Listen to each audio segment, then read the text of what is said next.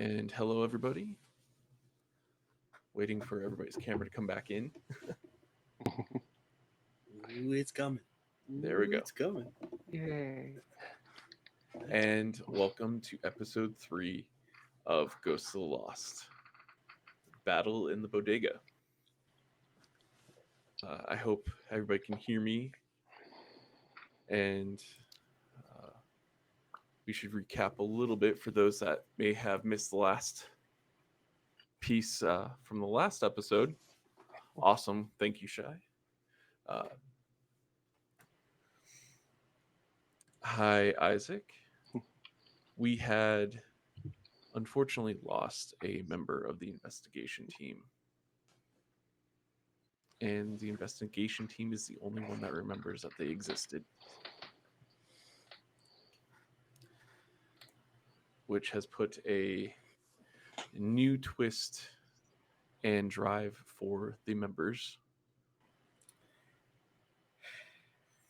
to try and find out as much information, do things that they may not have normally done, including protecting some of their sworn enemies in the case of Vincent. Both Sharon and Vincent made some phone calls or got phone calls. And Sharon actually got a call from one of her old contacts in the gang that she originally started. There is a gang member who is starting to show some signs of enhanced violence against people. Hi, Kat. And I think that's where we're actually going to pick up is back in the investigation safe house. And Sharon, you just got that message from Tammy regarding Jessica going crazy in the market. So Sharon puts her phone away and basically drops everything, grabs some chalk, and starts writing on the door. And she says to Aaron, "Start getting everyone ready. We have maybe 5 minutes." And she is writing in ancient Greek the words for "May the gods protect and shield us from harm." And then inside that circle, she writes in Latin, "Si vis pacem parabellum jane aparte portae," which translates to, "If you want peace, prepare for war. Janus, open the doors." Tying into how his temple doors would be closed in times of peace and open in times of war. Okay. So you're going to be casting big magic, I take it? Yes. So that is An going to take attempt some... to create a portal to the area we immediately need to be in. Okay. Yeah, it's going to take a little bit of time, but we'll go ahead and move forward with that. So while Sharon, I almost called you the wrong name, while Sharon is doing that, what's everybody else doing? Well, I take Shan's a command and I go to Vincent first. I knock on the door and I tell him how Sharon was a little bit panicky, but that we need him to come out to where everyone is, and I do the same for Lancer. Okay. So we'll start with Vincent then. What are you doing? Prior to the knock on the door, Vincent was sleeping because all of his work normally takes place at night, and so he normally sleeps during the day. uh, he'll answer the door, hearing what Aaron has said. Okay, so do I need to bring like all of my stuff, or like none of my stuff, or like some of my stuff? I suggest you bring all of your stuff. I like where this is going, and then we'll close the door. Um, and when he steps back out, again, the same black button up shirt that looks like it's still sitting further away from his body than it should. And a collection of doodads and things and stuff, but almost without hesitation, he takes the metal fragment and he keeps that underneath the collar attached to one of the necklaces that he has. Okay. For those who might not have caught the other episodes, what does that metal fragment do? That metal fragment. Vincent still has no idea because he hasn't even read the file and hasn't gotten a call back from the person at the warehouse entirely to know all of the properties. But from what he has been made aware of, to his knowledge, it's some kind of warding or protection from losing memory or having his memories altered. Okay.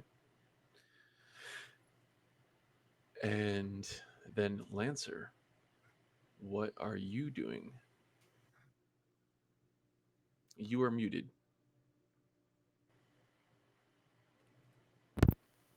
There we go. Forgot I muted it over there. Okay, can you hear me? Yep. Uh, Aaron, how like urgent? Like how bad are we talking? It feels very urgent. I don't usually see Sharon in this panicky kind of. I'm not used to hearing her voice like that, so I suggest we pick up the pace and we get to it. All right, I will literally just grab like my phone walkie, like minimum amount of things. I will run out into the main room. I also have the decoder ring. Instead of wearing it like a ring, I have it on a necklace around my neck. Okay. Like just a random chain that I have. And does anybody else have the items that they received from WH13? I am carrying kind of like a side bag, and I have the Bernstein book in there for Sharon, alongside some other supplies that she may need. Okay.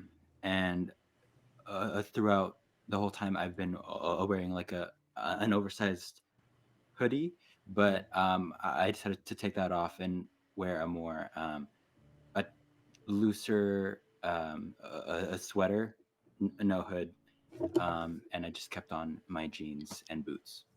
Okay. And Sharon,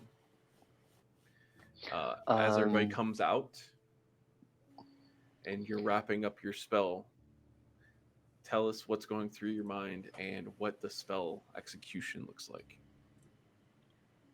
So, as Sharon is finishing up the spell, she has a duffel bag by her feet that she's somehow thrown together since Aaron left to go get everyone.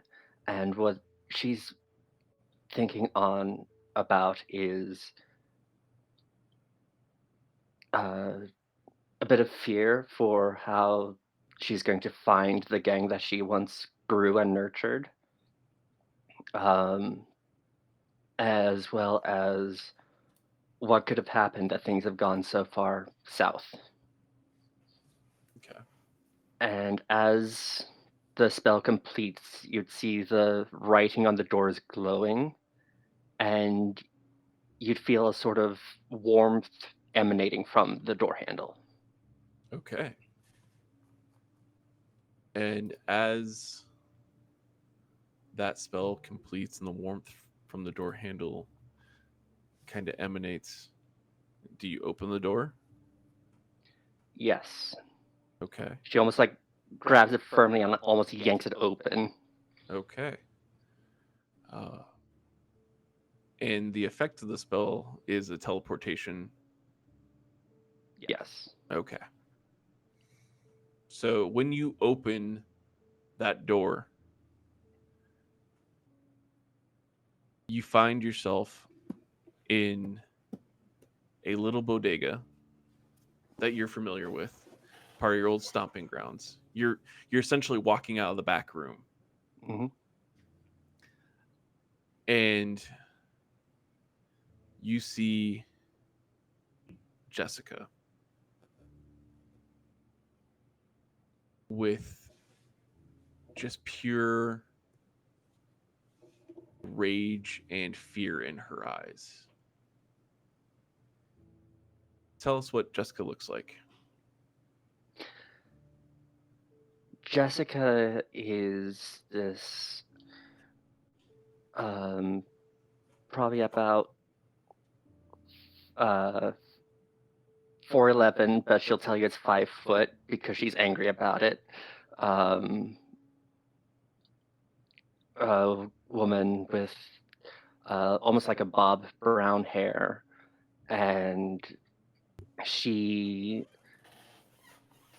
looks like she could have been in a modeling agency once upon a time, but she has gotten tattoos all going up her arm of various things, whether it be screw patriarchy or various other just angsty, rebellious tattoos as she could fit. And she is typically a very soft-spoken person. And it usually takes her a bit of yelling in order to be heard.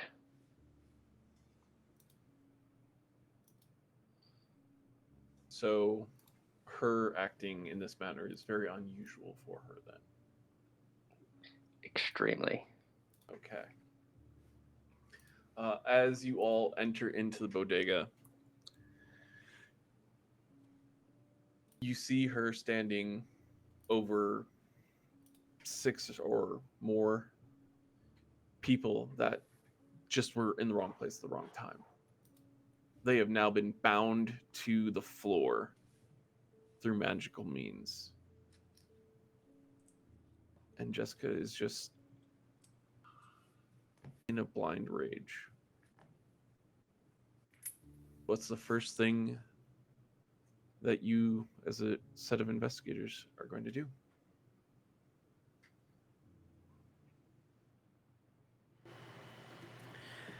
Am I hurting her?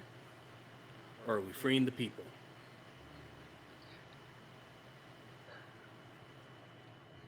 Free the people. I'm gonna try to restrain her. Okay. And Sharon will reach behind her back and pull out a glowing, almost like shimmering set of energy, and she's going to try to create a necrotic wall around Jennifer. Okay. Go ahead and roll me use magic. That is plus weird. For those who have not watched or played Monster of the Week, you use 2d6, and then you have different stats that you can use. In this case, it'd be weird to see if you are successful in what you do. Also, remember, you do have luck, which can turn any roll instantly into a 12. But if you use all your luck, that can be a very bad thing. Okay. That, I believe, is an 11. Okay. So you go and you pull that energy from behind your back and describe the way that that energy looks and how that spell goes to. I'm guessing you're restraining Jessica. Yeah, so basically I'm like building a wall, but making it circle her entirely. Okay. And it only really hurts if she tries to like touch or go through it because it's a necrotic in nature.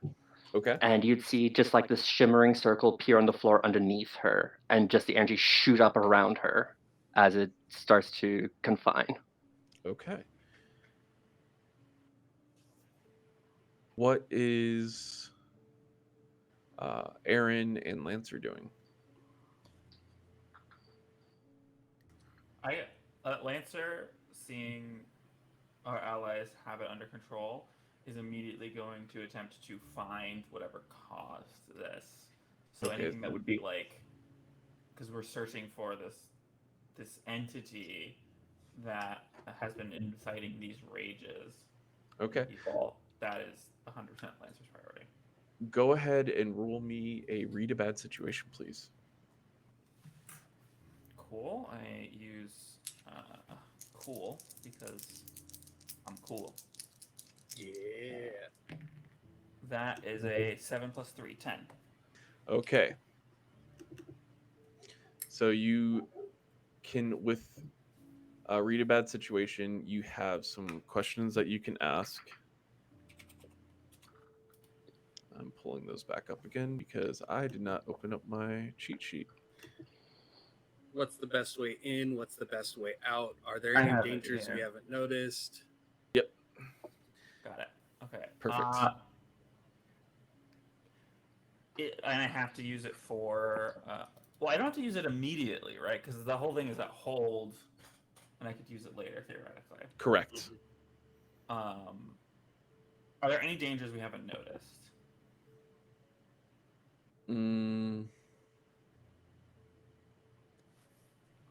As you're taking in the scene of the mayhem that's happened here, you do hear the sound of people screaming outside as well.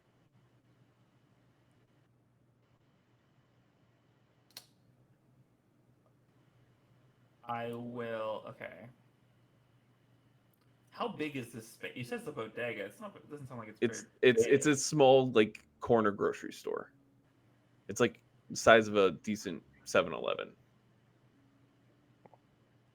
Considering how tight this space is, if Aaron will allow, like I won't force Aaron to follow, but I'll be like Aaron with me, and I'll head outside towards the screaming. I agree with that. I was going to roll help out, and I was going to help out Lancer with whatever she was going to be doing. Okay. Yeah, that totally works. So the two of you will be heading out, and then Vincent, how are you gonna try and get these people free from whatever's binding them to the floor? Is it obviously magic? Mm, To Roll a me- trained eye. to a trained eye, yes. Okay. Because if it wasn't obviously magic, would have been a whole other thing. If it's obviously magic, then Vincent's going to very similarly that many others have seen, but applied in a very different way. Another one of those vials, the ampules of the olive oil and holy water. Okay. He's going to crush one in his hand, coating it with everything, pressing it to the floor, and is going to speak a prayer, use magic to alleviate the hold. Okay. Just to get them untrapped, unstuck from the floor, so then those who can get away have the capability to, and whoever obviously needs help, then I can help them. Okay. Go ahead and roll me a use magic, please. You got it. And as a mystic, and with that old black magic, I also get to investigate a mystery Okay. on this roll.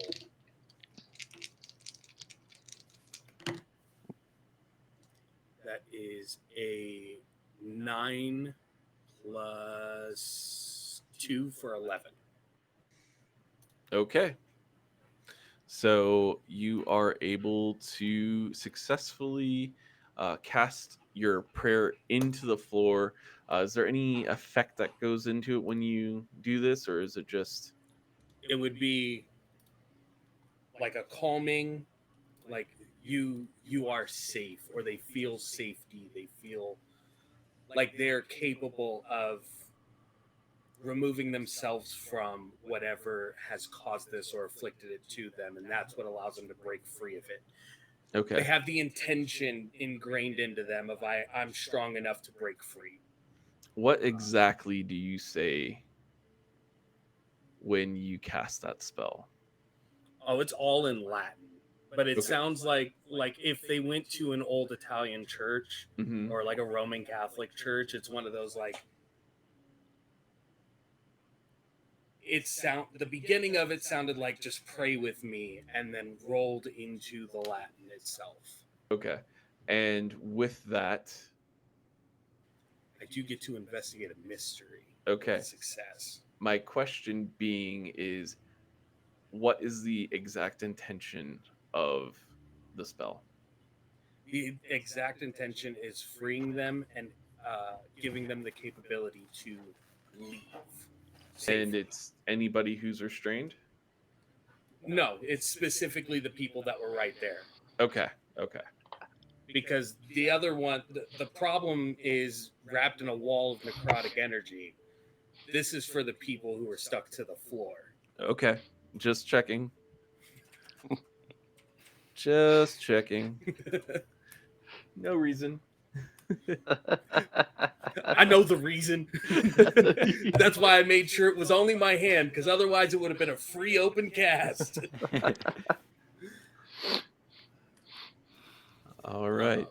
So you are successful in casting that spell, and the people who were fighting to try and get up were finally able to push off the floor, and they all get up and just start booking it out of the bodega. That works. All right. I'm fine with that. I've got my stuff working with the police to keep me out of handcuffs right now.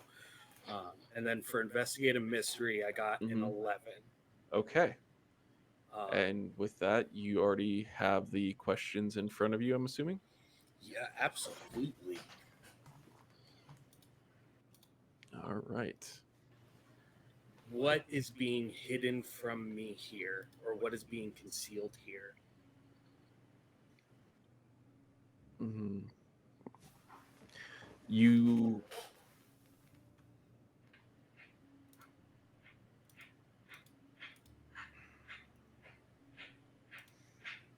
hear the sound of a phone that's been off the hook coming from over by the cash register. Okay.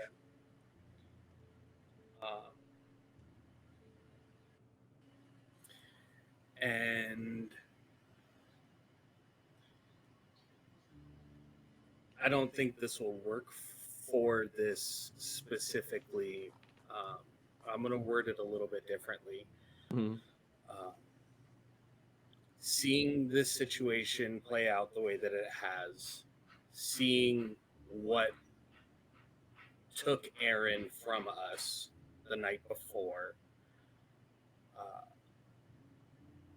do I have a better understanding of how the creature is affecting people? Instead of asking what sort of creature is it, do I have a better understanding of how the effects are taking place?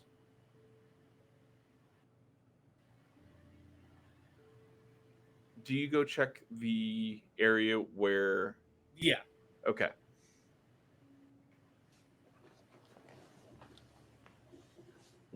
I'll say that it looks like somebody was trying to assist somebody, but then they either got away when everything started happening, or they were Never there. Mm-hmm. Okay. All With all of that said, does it look like Sharon has a handle on her problem child? We are going to go back and visit that. Because So, the next thing I would do is star 69 on the phone. okay, If Sharon has that under control. If not, then I'll help Sharon. okay. Um, let's finish that real quick. So you star 69, and you actually hear Sharon's pager go off.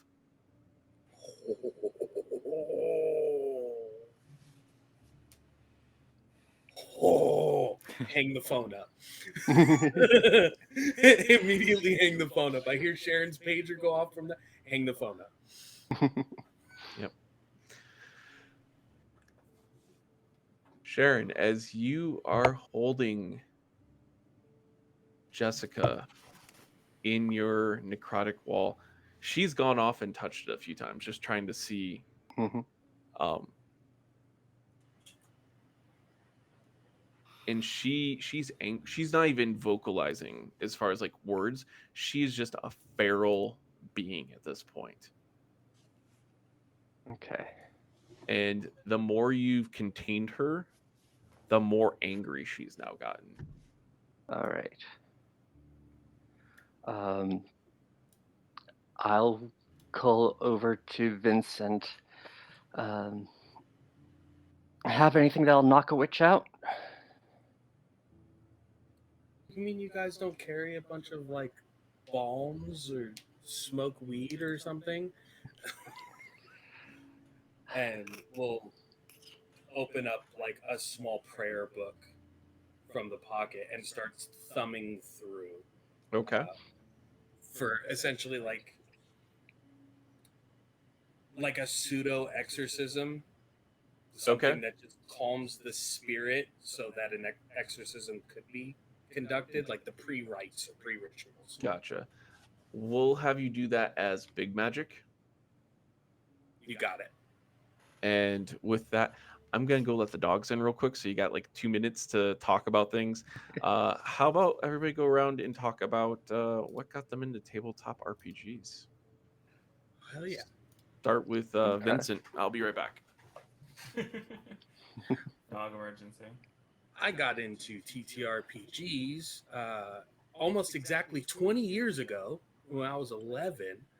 Uh, my dad's best friend from high school, his dad played Dungeons and Dragons with a bunch of his buddies that he worked at the mail post office with. And they were babysitting me, and I thought it was super cool to see a bunch of 30, 40-year-old guys playing make-believe and pretend imagination and having fun. And I was like, let me try this out. And they taught me how to play. They took like an hour to teach me how to play, make my first character, and then they told me, we're not going to go easy on you just because you're a kid. You're joining the party. You gotta try and hold your own. And my first time playing through with a bunch of 30 and 40-year-olds who have been playing for already a decade at that point in time. And I played a little half elf rogue, and he lived and survived through Thaco all the way to like level 12 before that campaign ended. And that was my introduction and my beginning of my love for TTRPGs. And I'll send it to Jer. Mine started when I met Shadow. Actually, I've heard of Dungeons and Dragons, and you know all of that before, but I never really like knew a lot about it until he invited me to like sit in and like watch some of the games that he played, and I just thought it was so cool how you know all you need is like some dice and like a group of people, and like you can make something like a whole story. And I think that's really awesome. This is like my first like actual game, and I'm really excited. So yeah, I'll be sending it to Gene. I first got interested back in 2009 when I started college. I it was the height of 3.5. I found some of the rule books. I started to make a character. I got all excited, and then all my friends that were in groups didn't have any space at their tables. I didn't have anyone around me who would start a group with me because they were all busy with their own schedules. So I never really had an opportunity to play until earlier this year, actually. Um, and earlier this 2 years before this, I had started getting into the Pokemon Tabletop United rule books and learning that system. And my husband and I started playing that together. Absolutely loved it. And then earlier this year, I was able to actually, through finding Ark's Twitch channel, uh, start learning about and playing with the Power Rangers game. And later on through Alex, start playing was my first ever D&D campaign, which Shadow was there for. So honestly, through this community, I've actually been able to expand my tabletop horizons quite a bit. Hell yeah. Awesome. And I guess that leaves Adam. Yeah, I'll try to keep it quick. I like when D&D 5e first, that right at the beginning of the boom, that was me back in high school. Right at the end in senior year, I had a clinical addiction to Overwatch. Completely cut myself off, and I needed another hobby, so dove into D&D, and I've never looked back. Awesome. Way more expensive hobby than Overwatch. Yeah, I could get Overwatch for like $30 and be good. It's free now. Even better, I can get it for free. Yeah, but you know when those games as service, they Yeah. figure out a way. They get you. All right. Well, thank you everybody for covering for me while I go chase my dogs back into the house. So jumping back into it, Lancer and Aaron, you rush outside of the bodega, and you see down the street that there's been what can only be described as chaos that has started happening down that direction of the road.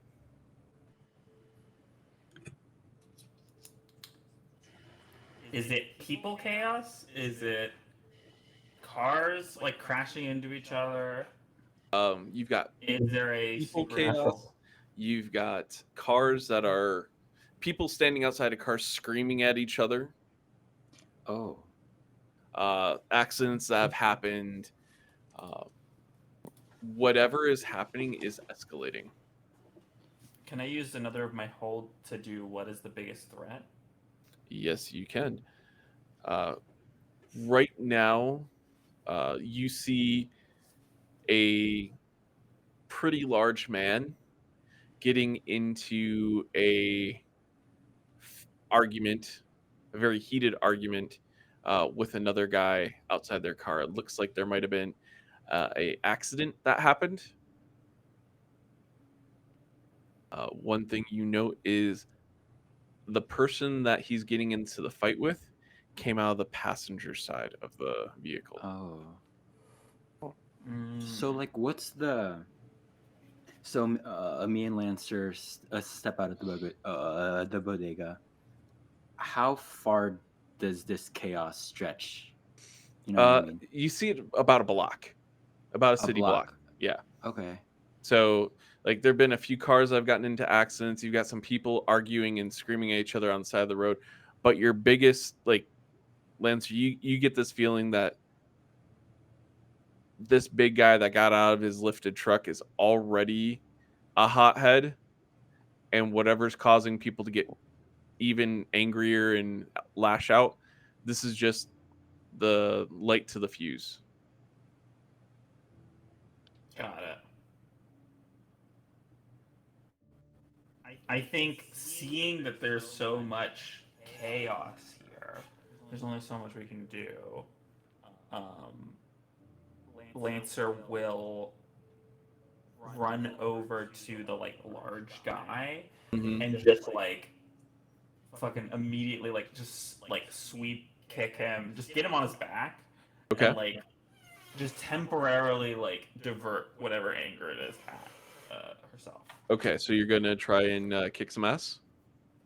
Yeah, I'm not trying to hurt him.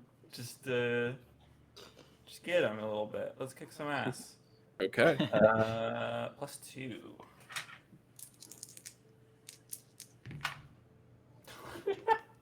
Oh no! What is it? 2 +2 4. Okay. Okay. So make sure you mark the experience. I'll take it. Yeah. So those who have not played Monster of the Week before, when you fail a roll, which is what happened here, you get to mark experience. At 5 experience, you get to essentially level up in this game. It's very different from other TTP or tabletop RPGs like D&D, where it's milestone or XP based. It actually pays off to fail sometimes. So Lancer, you run up to this big guy. I mean, Yeah. he is a brick house, and you go to try and sweep the leg, and he just doesn't even move, and you end up on your back trying to make this move happen, and he just looks down at you, and you successfully get his attention off the other person, but now he's angry at you. Fun. Yeah. Wonderful. I would like to leave that situation immediately. Okay. First, Jer, what are you doing? Okay, so at this point, Aaron is a little bit frozen. He's not great in physical altercations. He's a small guy, right? And seeing Lancer come up to this huge man and fail to take him down, he was a little shaken, but he decides to use magic, I Mhm. guess. And can I should I roll before I tell you what I was gonna do, or No, tell you you can and then? tell and then roll. Yeah. Okay, so this whole time I had my amulet, right? So Aaron takes hold of his amulet. He whispers something in Tagalog, which is a Filipino a dialect, and his his eyes start to glow this like reddish color, not to be confused with the monster. And he has already kind of like short, like a jaggedly cut hair, but it starts to kind of like grow longer, like at like fast speed, kind of like goes down past his shoulders and then down to his feet, and then it kind of takes hold of the big man's legs Okay. and just kind of like sits there. Okay. So go And ahead and roll. Use magic. okay. Let's see, and that's plus. That's weird. Okay, cool. Mm-hmm. So 2d6. I roll. What is that? A 9. 9, 10, 11. I roll a 12. Okay. Awesome. So you are So, successful in doing it. Describe how it looks for everybody who's watching. Okay. So my red glowing hair, right, goes down my back onto my feet, and then it just starts growing longer and longer until it reaches the man, and it grabs hold of his legs, and then that red color kind of like spreads across the man's body, and the man immediately kind of stiffens up, and then kind of just like starts to fall. He doesn't get hurt. He just kind of is subdued. Okay, so you've trapped them. Mm-hmm. Okay. Uh, allowing Lancer for you to escape from that situation. Oh, thanks, Aaron. Okay, he was bigger than I thought. Seeing the landscape unfold, like it is. I'm guessing it's to a point where like you can't really realistically like fix everything here. No, Lancer's going. it does give you a direction as to what caused the problem, like which direction it's gone, but you don't see directly what's caused that problem yet. I have a direction though. Mm-hmm. But before you start heading Go ahead. down, we're going to go back in and catch up with Sharon and Vincent. Have I found my pre-exorcism ritual? Yes, you have. All right.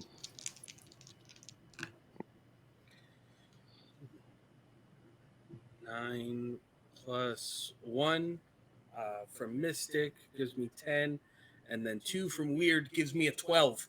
Okay, excellent. So, tell us what it looks like when you're trying to pre-exercise somebody.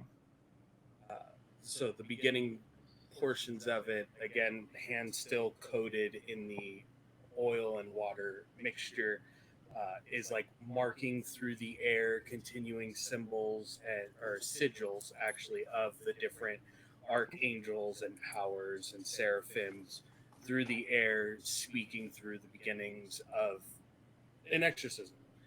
The pre-ritual rites where it will calm the spirit, calm the mind, calm the body, uh, and just continues through this, repeating it over and over and over again. The specific target being the entity within the necrotic cylinder can of Pringles that's here in Bodega.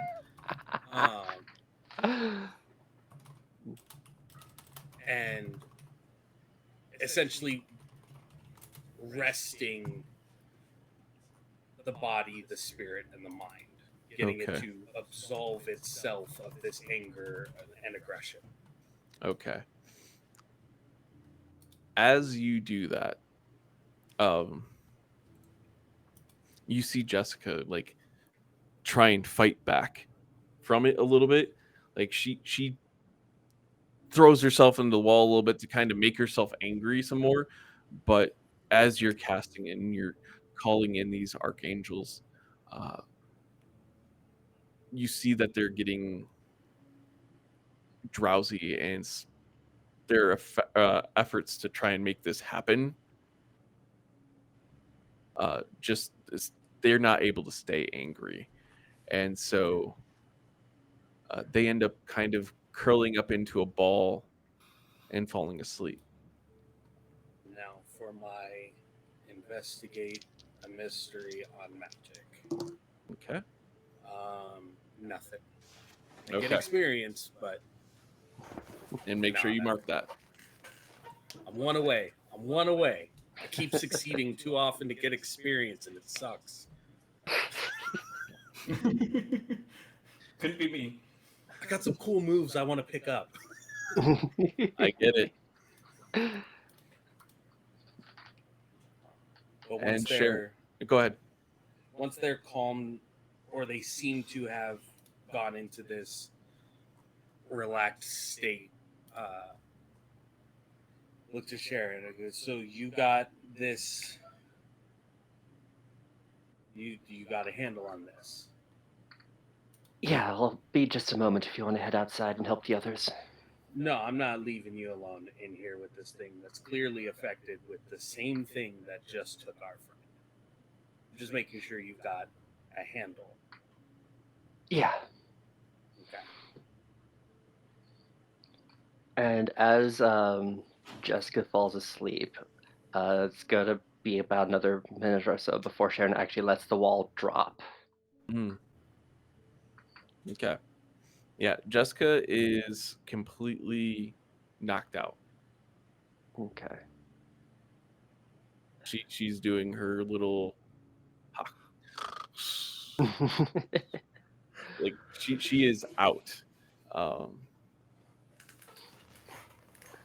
and you don't see any real signs of the anger. Like she becomes relaxed and calm again. Okay. I would like to.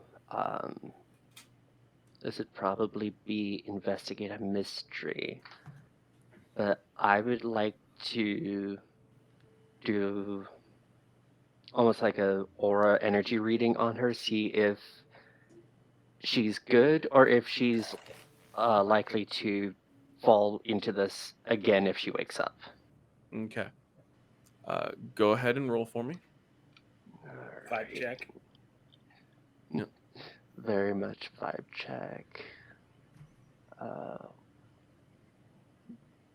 And don't forget, you can help out. Sharp. What do I have for sharp? You're choosing Oh, okay. not to. I'm actively choosing not to. I asked them if they had a handle on this. They said they had a handle on it. Come help us outside, please. Just kidding. We got this. That's a 6. Okay. So, one, make sure you mark that experience. Mhm. And then you try to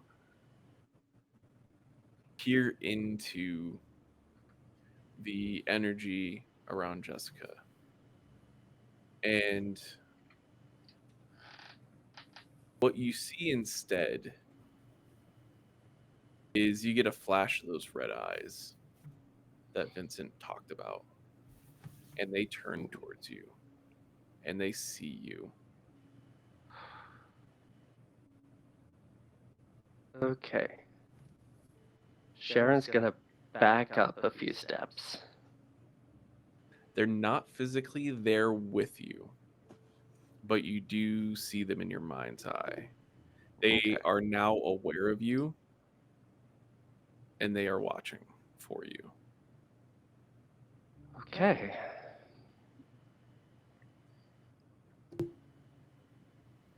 I think we should get going.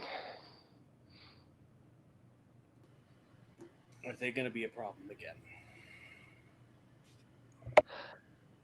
Not from what I can tell, but I think I have its attention. I need a more concise yes or no. Are they, pointing to the person on the ground, are they going to be a problem again? I will say, Sharon, since you knew Jessica, her aura has returned to what you knew it to be. She won't be a problem anymore.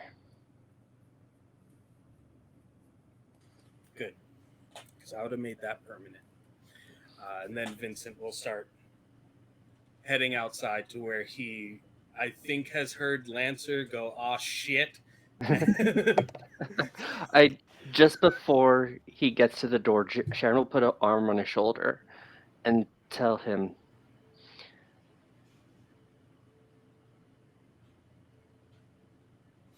I have been seen. So if at some point you have to stop me, make sure you do what you have to. I'll take all your magic away from you if I have to. Something I've tried before. Maybe your methods will be different.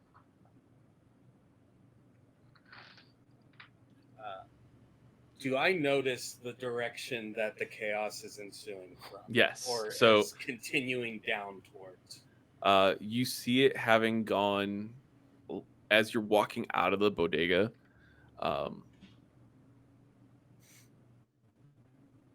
You see it going to the left, and you see where Lancer and Aaron have subdued a very large man who's still struggling from his restraints.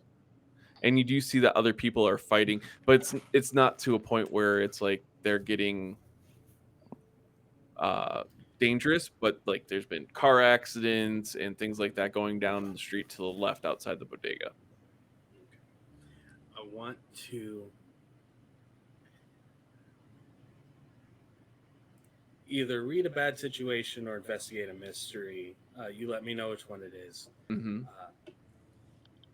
I'm looking down the sidewalks, like, because if people have gotten into accidents, I think traffic's kind of like stopped or whatever. I'm looking to see if there is a person walking away from all of this that no one else is acknowledging. Like maybe people are bumping into them and don't realize they are. People are like walking past that probably would have like looked or like taken a double take at this person, something of that nature. I want to see if there's somebody who doesn't stick out. That doesn't stick out or does stick out? Doesn't stick out. They would stick out to me because it's what I'm actively looking for. But to everyone else, this is a gray man, an invisible person that is just blending so well that no one else is noticing them. Okay. I will have you read a bad situation. Okay. You picked the stat I got a 0 in. I bet.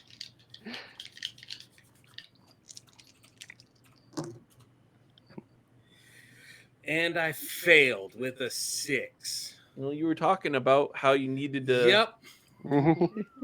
I needed one more. Yeah. Okay. So with a 6, as you're looking around for somebody that doesn't stick out, a gray man, as you said, you fail to notice that somebody came up behind you. And they actually whisper in your ear. Cool. What they whispering in my ear? If you want more information, I think you should go talk to Dominic.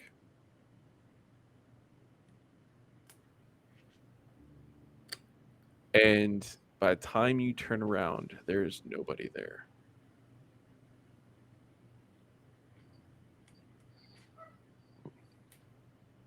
Do any of us see this happen? No. Because everybody else... Well, actually, Sharon, you might see it because you're right there. So go ahead and roll a read bad situation for me. Okay. That is a 10. Okay. Yeah, you do see an individual that just brushes up against Vincent. And you see that they whisper something, but before you can say anything, it's almost as if they went hypersonic and just ran off. Did they look familiar at all? Like Connor? It was not Connor, Okay. but with your knowledge of the supernatural, you recognize them as not a mere mortal. Okay.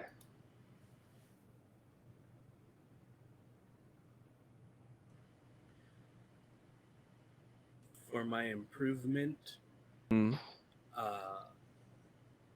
Vincent was promoted without being aware of it right now and has a sect team under his command of Sicarius. Okay. So that's 3 plus an armorer.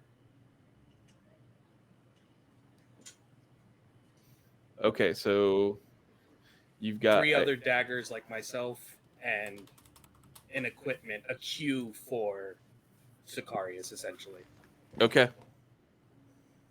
But he doesn't know it yet. Okay, sounds good.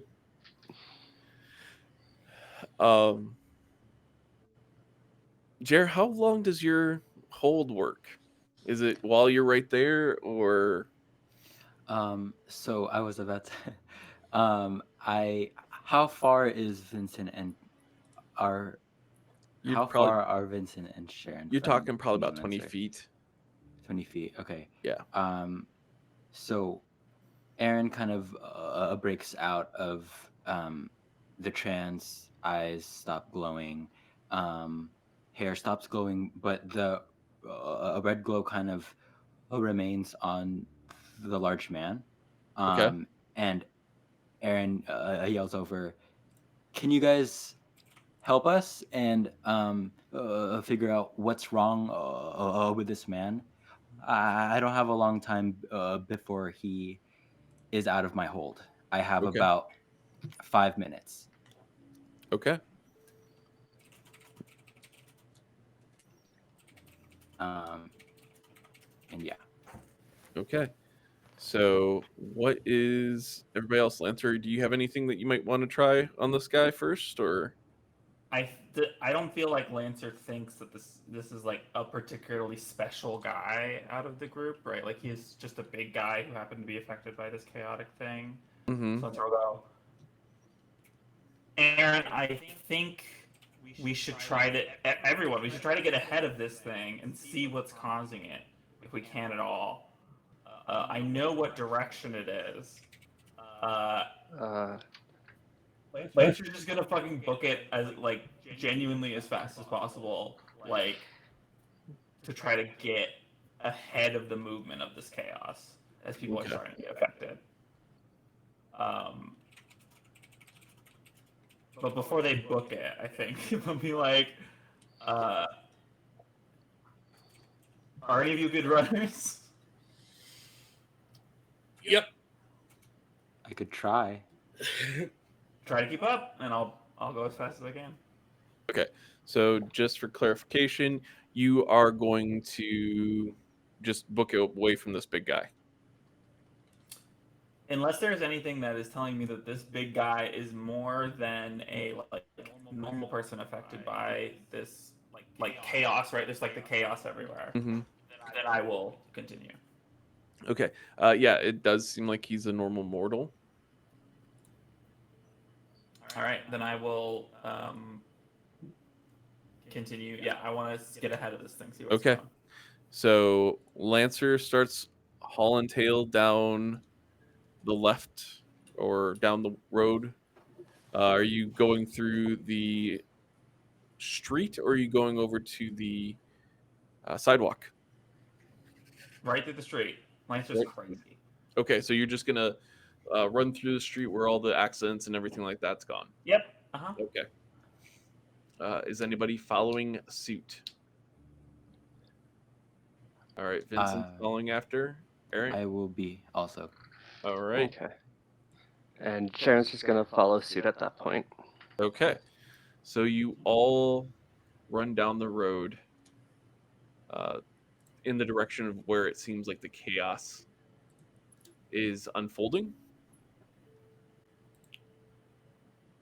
Yes. Or at least that's what Lancer's doing. Okay, excellent. Yeah, you make it down. Is anybody taking the sidewalk, or is everybody just running across the street and over top vehicles and things like that? I'm going over the top of vehicles.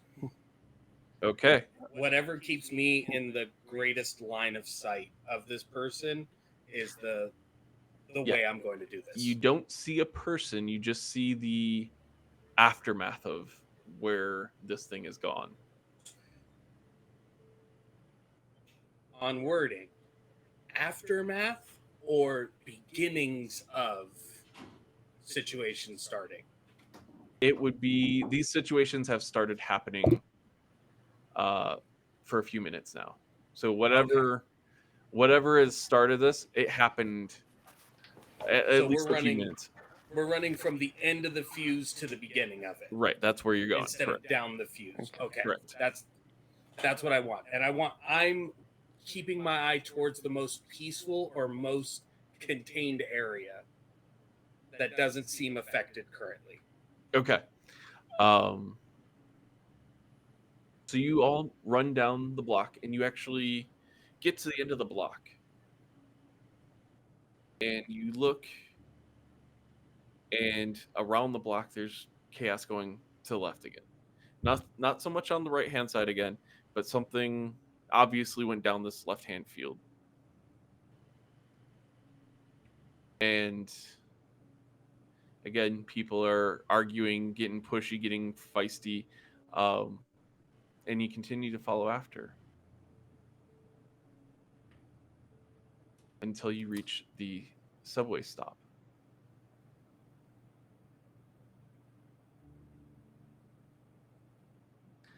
There are people confused and people getting into brawls and fights, starting to push and get into fights. How do you navigate the stairs with all these people?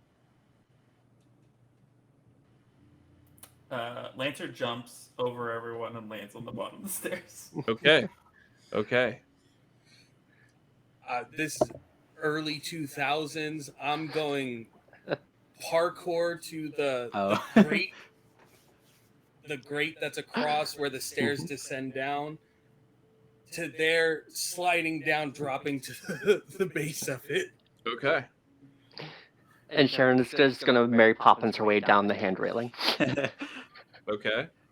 And Aaron, how do you get down into? I feel like Aaron would just be like, "Okay, excuse me, coming through." You do have some pushback. Like people are like actively blocking you, because they're angry and fighting somebody else. I think I say that, excuse me, and then I just start randomly like screaming to like freak people out and be like, "The hell is this?" And then it ends up working out. Okay. But Sharon, like as she like Mary Poppins down, like looks at Aaron and is like, "Okay." Okay. Once the four of us are down there, I'm grabbing the storm door, Mm-hmm. the roll down door, Mm-hmm. and I'm pulling it all the way down and I'm kicking the lock closed on the bottom of the door. Okay. Whatever you need me to roll to do it. What is your purpose behind it? My purpose behind it is if that is going to get worse, it's only going to make what we're chasing down, what we're trying to get to, harder because it'll continue bleeding this way. And if it's affecting the people down here, now they can't get up and lend to the chaos. I'm trying to put a break in the chaos like a river, essentially. Okay. So you'd say it's to protect people then? Yeah. Okay. Go ahead and roll that for me, please. Got it. Protect someone. Got +1 to this. Don't fail me. Ha! Not failing me, but I still get no experience. That is 10 + 1 for 11. Okay. You successfully close off the storm door and kick the lock. But now the people who were down there and who are affected by this rage are now angry at you. I'm cool with it. I'm cool with that.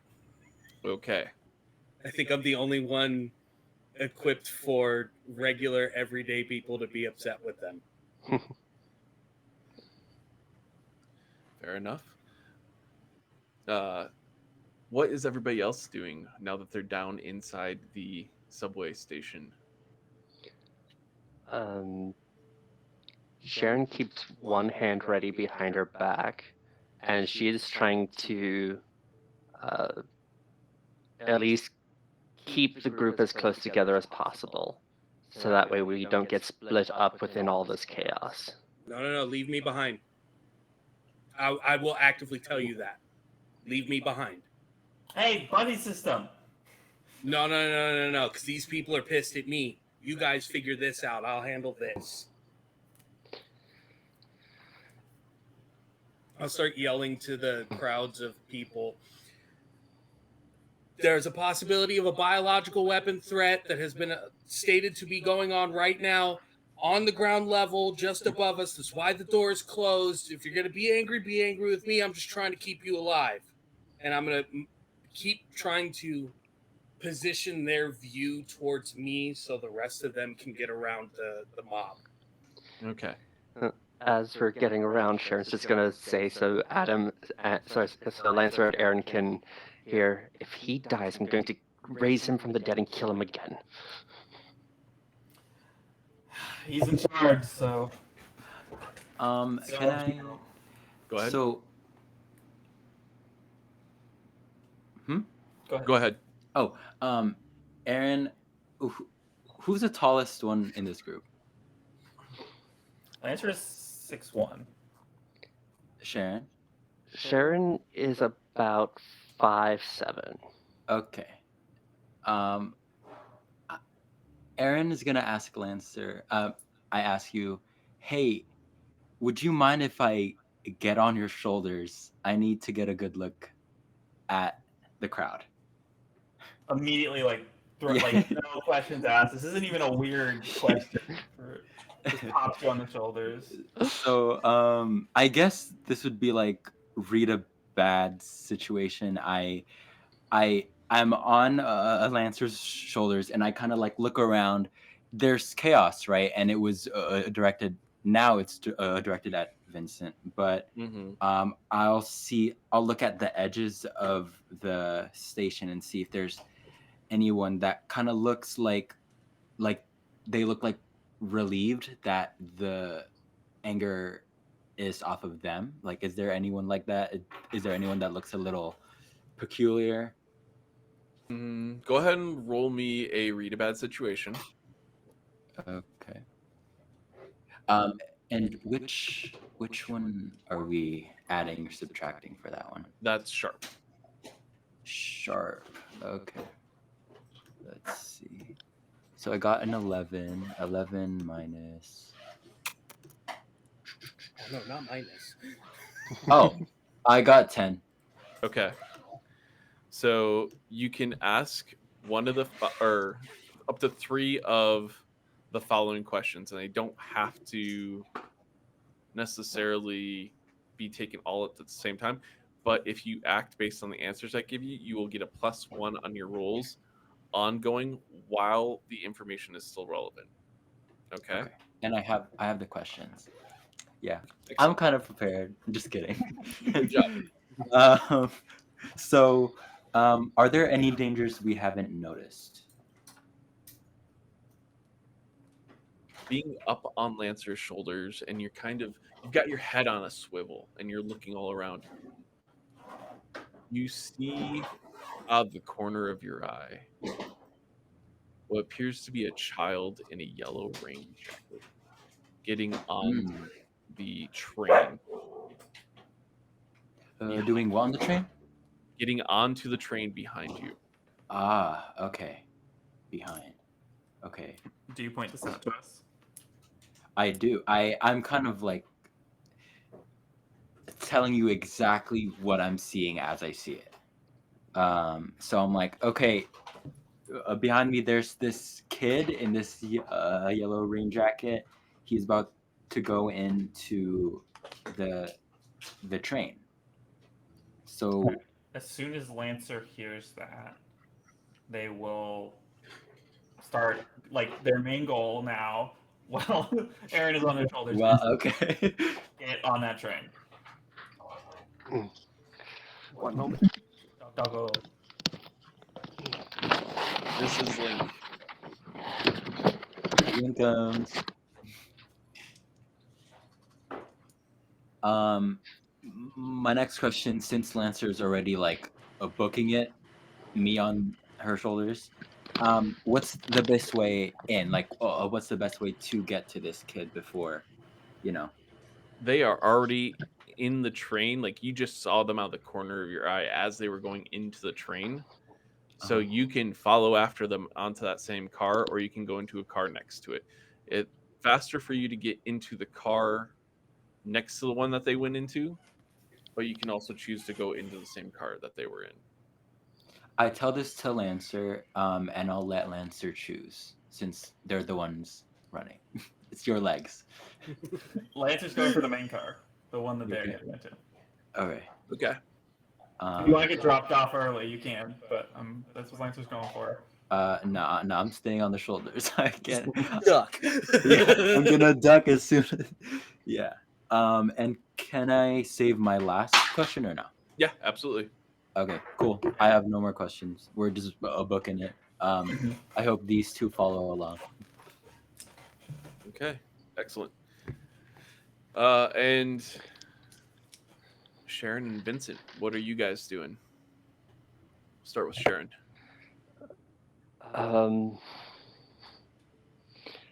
Sharon actually hesitates before getting on the train to look back at Vincent, see try to get a read on how the crowd's looking as he tries to keep their attention, and then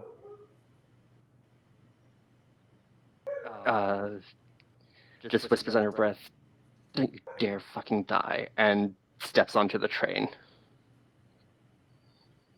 Okay. And do you go into the same car that Lancer and Aaron went into, or do you go onto another car? I go to the car in front Okay. of what they got in on, Okay. and I position myself right next to the door. Okay. Excellent. Now, Vincent, you've got the attention of all these people. Some of them look confused, and they are trying to figure out and decipher what you're saying. But then you've also got some people that are like angry. Pissed. Like, yeah, they are pissed off.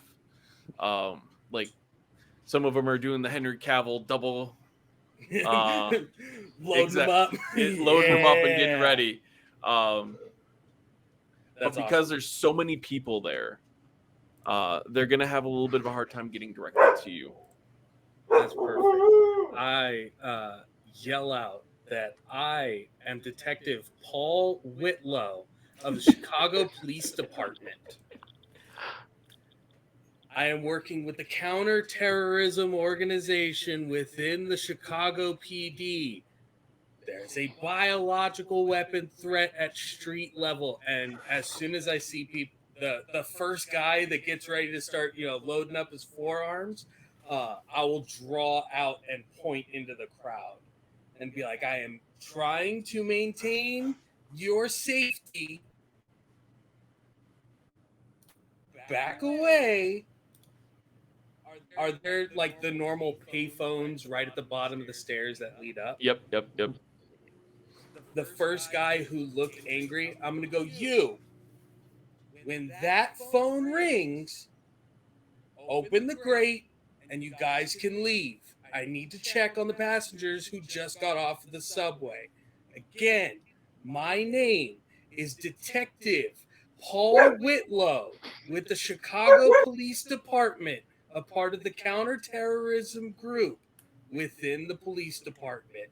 And I'm going to push through everybody, hoping that I've diverted the attention now to I'm going to be mad at the phone because now the phone controls whether I leave this space or not. Okay. I want you to roll and manipulate someone for me because you're gonna try and manipulate this crowd. You got it. I believe in you. I believe in me enough Part to of the think dice. I could get higher than a 7. Come on.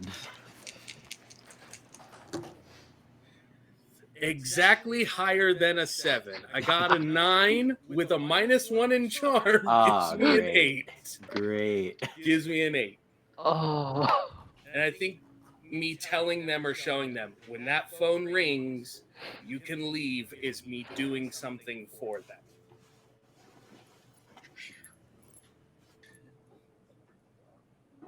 You successfully confuse the people enough that they're focusing on the phone. Some of them are going over there and like starting to wail on the other phones, like Cool with trying. that. Yeah, so they're not focusing on you at this moment. Once I get past the group of them to where like the turnstiles and like the security walkthrough portion would be, again, it's 2 more of those ampules onto the ground, shattering them, saying a small prayer. I'm not casting magic, but it's the steps protocol. This is how you deal with these things. If it is an evil spirit, it's not going to pour out this way. If there's any on this side, it can't add to the problem over here. Just building those roadblocks essentially. Okay. Does it look like any of them are following me or anything, or do they all seem very fixed on what I had them fixed on? They, at least for now, are fixed on what you said. Okay. I'll duck around a corner, take my phone out, and I will call my normal handler and say, let them know, call the first payphone in the lineup at the bottom of, give them the subway cross lines in 10 seconds. Like I need somebody already on this call or starting this call right now. Also, which subway lines should I take from those same cross lines to get me to the Midnight Society from my location?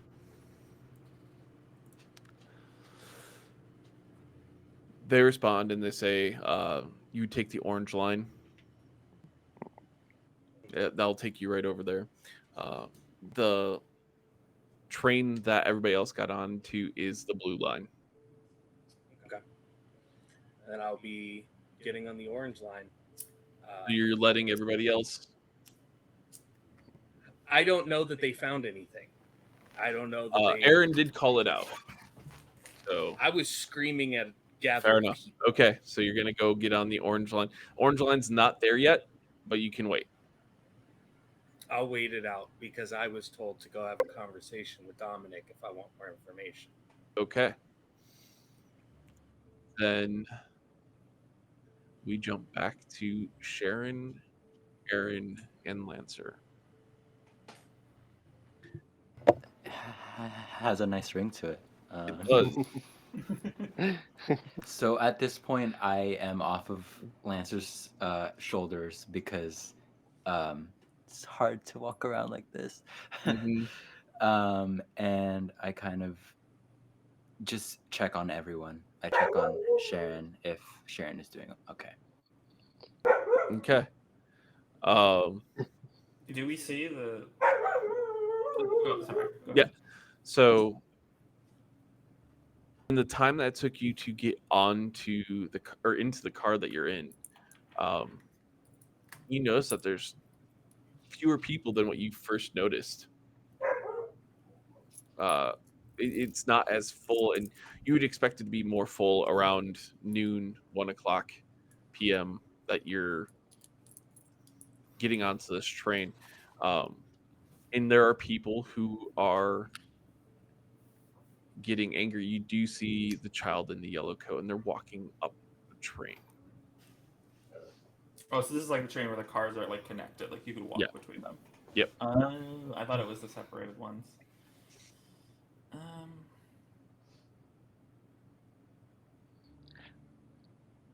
Does the child reach the car that Sharon is in? they're heading that direction. Okay.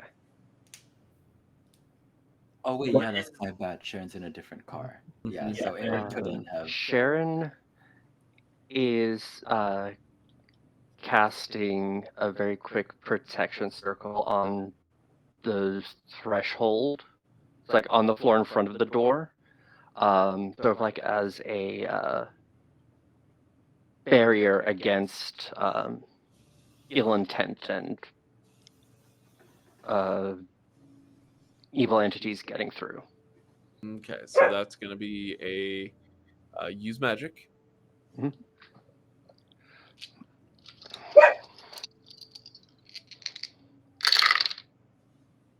That is a 10. Okay, so that means that your spell goes off without a hitch, and you get to choose. And I would assume in this case, you are barring this entity, whatever they are, from moving forward. Yes. Okay. So as the train starts to move, What is my sightline on the creature? Like when we're like, because like in that moment when we first arrive, like what, like how many like people are in front of me? Like can I barely see them? Like is it like kind of open ahead of me? you can see you can see them clearly. But you don't see their face. You just see the back of what appears to be probably a second grader in a yellow raincoat. It's not raining right now. And this is the same thing that that Vincent saw through the eyes of the. Okay, so we're like pretty sure. We're like 90% sure. Okay. I think Lancer will not wait. How and will reach out their hands in like this, like they're about to throw something, and then their spear Unir will appear. Okay. This like it's huge. It's like an actual spear. It's not, you know, it's like 9 foot long. Like this thing barely fit. Like you could not turn it in. Like it has to stay aligned with the subway. Okay. Like throw it at full speed at that creature. I think child. We're pretty sure. Like I think not knowing what its form is, Okay. specifically to like pin the raincoat. Got it. Okay. You brought a railgun to a monster fight. I'm in. Awesome. So which I guess it's called like a car. Which car am I in compared to like the car that has the guy that's operating the train? You're driver. probably about 5 cars back from the conductor. Oh, that's kind of a while. I'll start making my way and kind of like walking past it. I saw that. I'll start making my way. I'm running with Lancer, but instead of, I'm walking kind of past this thing, hopefully, if I can do that. So you're trying to run up Get the aisleway. get to the conductor, yeah. You're not going to have an easy time doing that just because the people are kind of like getting. Yeah. So you're not going to have an easy time doing that. You can start working your way towards that. Okay. But each time we're going to have to roll to see how you progress. If that's what you want to do. I'm trying to avoid a bus situation. So you know what? I feel this is worth it. I'll roll. Have your own it. magical adventure, Aaron. Do it. Okay. I'll do it. Go for it. I'll Go roll ahead. it to. Roll act under pressure for me, please. Okay. And which one is that? That is it cool? plus cool. Yes. Plus school for speed 3, I the roll train. Dang, guys. I roll a 6. Okay. So you do not successfully actually make it past the first set of people, as one of the people pulled back to hit the person across the aisle, but you walk right in the way and you get cracked in the face. Dang. Please take one Okay. harm. Okay. 1 harm. Got it. Got it.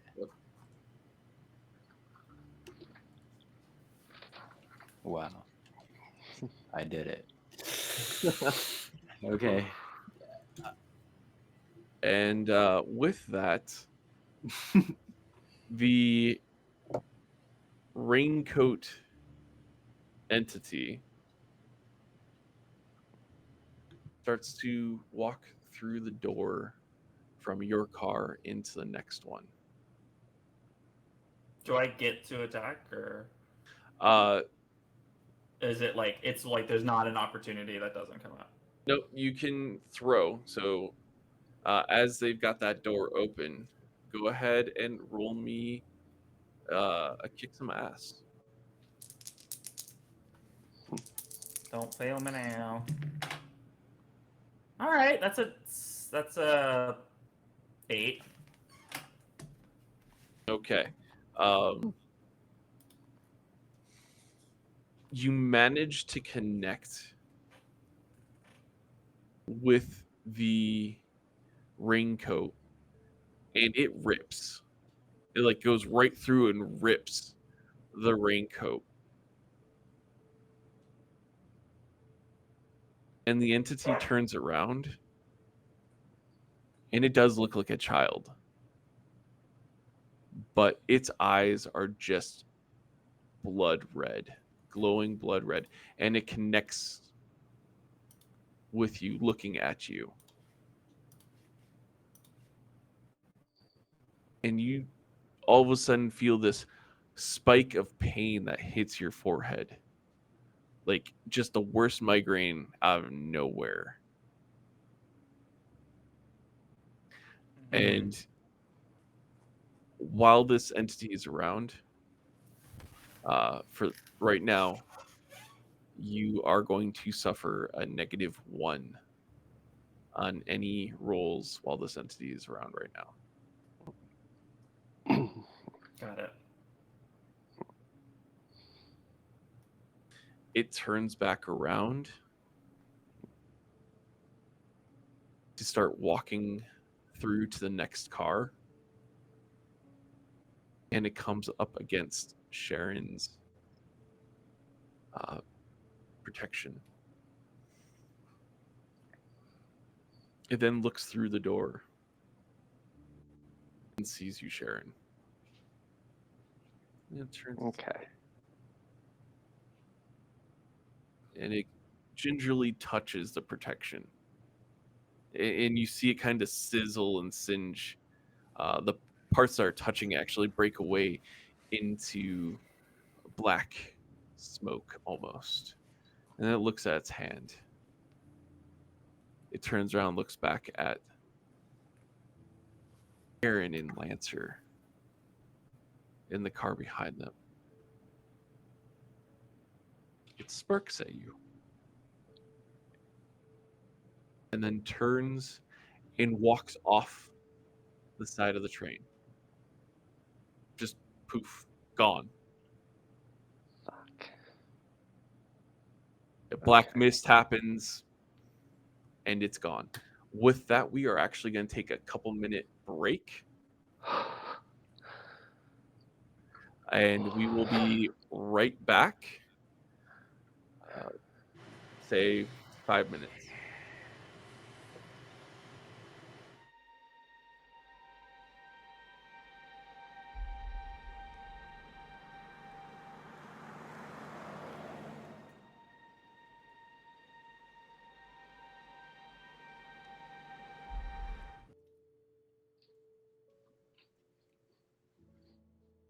And welcome back, everybody. I hope everyone had a chance to do the human things and get drinks of water, use the bathroom, massage their ears, as Ark likes to say in his stream. It's important. Get circulation moving through again for the headphones. That's true. Oh. All right. Thanks for So calling customer service. How can I help you? exactly. I came with you. And so as we left our investigators on the train where the entity just walked off the side, what do you do, Sharon?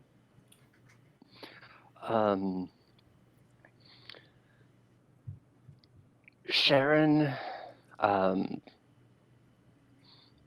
checks the people in the car in front of her just to make sure it didn't just like go around and through a window or something. Mm-hmm. And if she doesn't see anything, she's gonna head towards Aaron and Lancer. Okay. Yeah. So you look into the car that you're in currently. Nobody even seems phased as to anything happening. It's the quiet car essentially. They're kind of eyeballing you for making noise,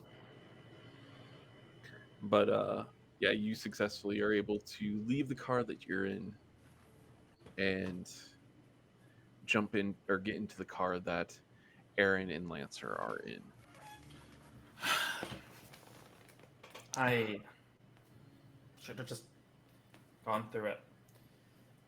Pierce it in half. How's your head feeling? Can I be honest? Horrible. This sucks. But I still feel like myself. Okay. I'll go and I'll recall Unir. It sort of like turns into like a puff of And then smoke. she's just gonna check in on Aaron after. Okay. And Aaron, from your hit to the face, you got knocked down into a chair on the subway. Surprisingly, there were seats open on the subway. And actually, when you go to stand back up, you notice that there is a bag that doesn't appear to belong to anybody, that was just sitting there. And you start to see that there are multiple bags and items on this train that don't seem to belong to anybody.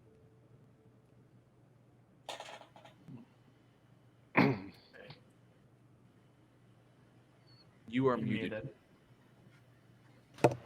Embarrassing. I will tell Sharon. I'll tell both of them actually. What I see. Okay. And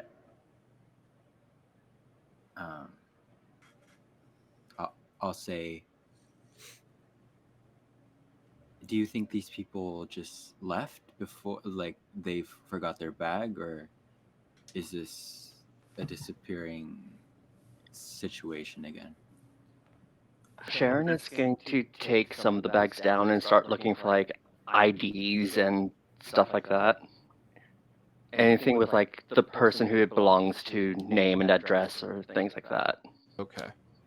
Go ahead and roll me an investigate a mystery. And Lancer, what are you doing? With this many bags, it's probably the erasing thing. We still have a trail. I'm going to investigate it. I want to go see if the because I tore it right, and it was on my spear. Yeah, it tore through it. Yeah. Yeah. So I have a chunk of its raincoat. It just went clean through. I guess So it just like go went ahead. through. It didn't like. Yeah, go ahead and roll investigate a mystery as well, and we'll see how that plays out. Big 90, no whammies. All right. Oh. 7 minus 1 is 6. Yeah. Okay. Yeah. So Minus 2. so make sure you mark the experience. You don't see anything that was caught on your weapon. It looks like it just cleanly went through. Got it. How are you handling some of the people who are getting agitated and angry on the car or in the car with you.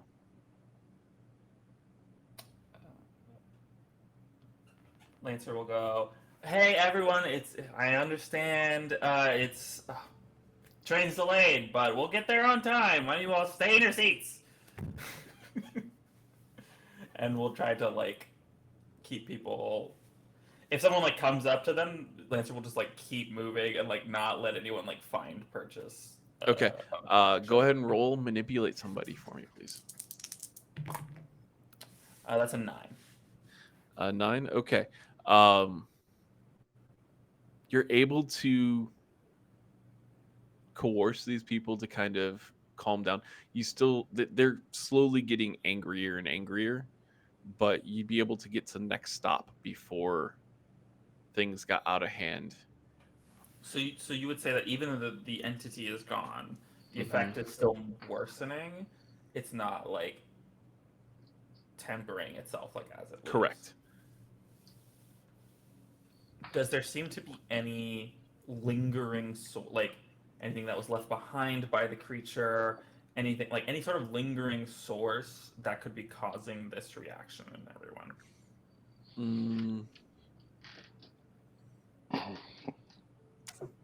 Go ahead and roll a investigate a mystery again for me, please. Since everyone's getting angry at me, can this be read about the situation or no? What I can do is, because you're not directly, like, I guess you are kind of reading what's going on with people. I was going to say if you're doing it magically, you could go off and try and check for auras or something like that, but Sharon could do that too. Mm-hmm. I was going to say my investigative mystery roll was a 10. Okay.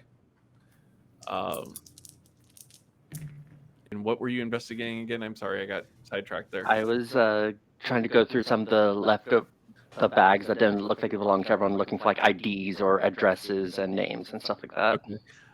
You go through the bags and you find wallets, and you find places where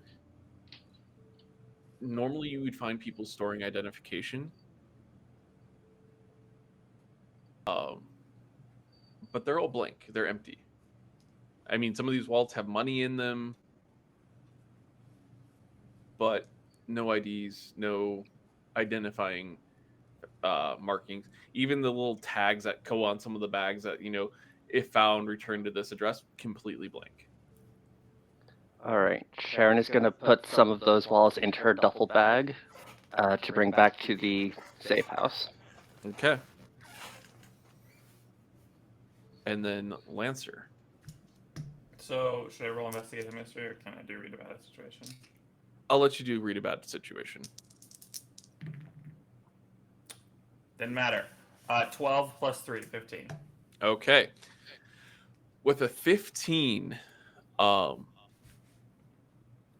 are you reading this situation? Lancer is, for lack of a better, is very aware and very good at literally scouting. That is their job. To read in this situation. So instead of looking for these minute details, just feeling the flow of movement. Why are people angry? And trying to determine if there's anything still here that is making things worse. Okay. And they have some magical awareness as well with nothing physically that you can see. There's no lingering elements or anything. Yeah, there's nothing physically, but with a 15, I'm gonna say you still feel, especially since it kind of caused that migraine, and while you're doing this, you feel like it was actually trying to push its finger into the center of your forehead into your mind, and it was allowing you to pick up on remnants of its energy that are still attached to these people. Sorry, could you clarify? So it's when it did that, you're saying because it did that, I can tell. You can recognize that this is there's something still attached to the people who are angry right now. Like it left strings connecting itself to all those people after it interacted with all of them. Got it. Yeah. And since you got a 15,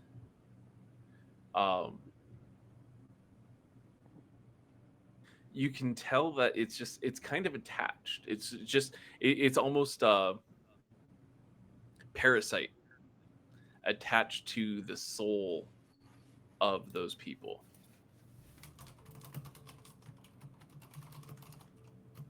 Okay. I will turn to Sharon as you finish up with the idea and go. I think this thing is leaving marks on all these people. Do you know how to remove something like that, or at least investigate? I'm sure we could convince someone to let us look at them. I will say that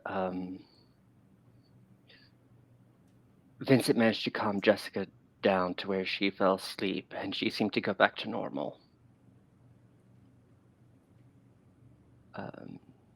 He did some sort of prayer from his books to do that, though. I don't know if just in going up and Vulcan pinching someone will do the same thing or leave them more vulnerable. If sleep, but didn't Aaron get attacked when they were asleep? Well, we all did, really. So maybe it's not. Maybe that's just when the effect finally takes purchase. The rage is just a side effect. Like their goal is to do something to everyone when they fall asleep.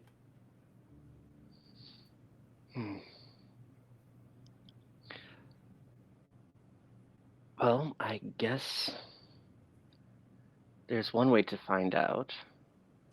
And as Sharon's been going through these bags, she'll put like a bottle of melatonin that someone had in there, take one out, crush it in her hand, and use it as a component for a sleeping spell to target someone with.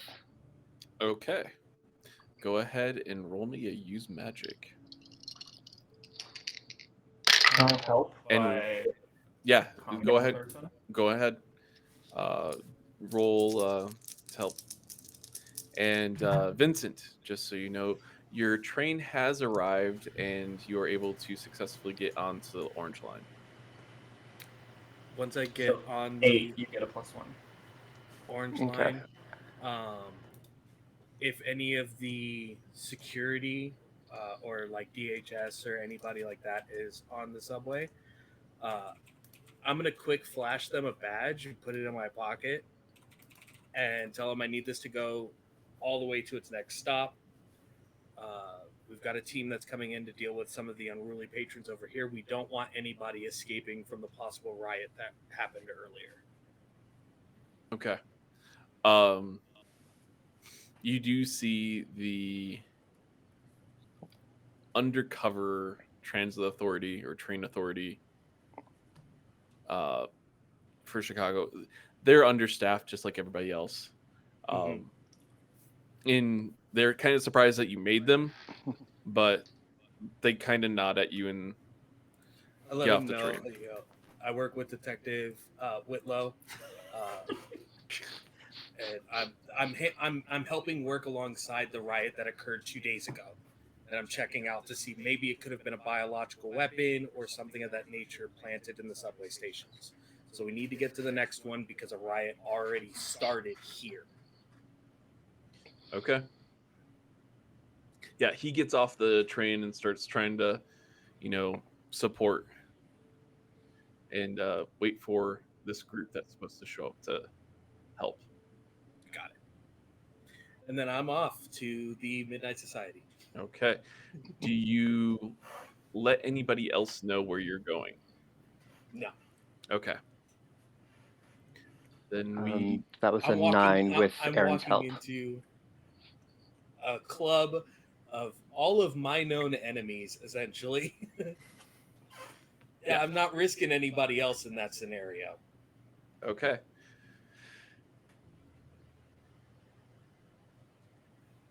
So Sharon, with a 9 on a use magic.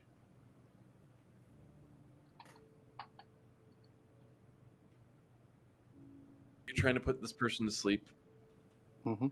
Okay.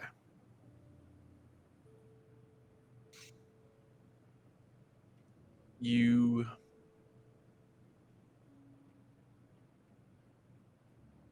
choose somebody, um,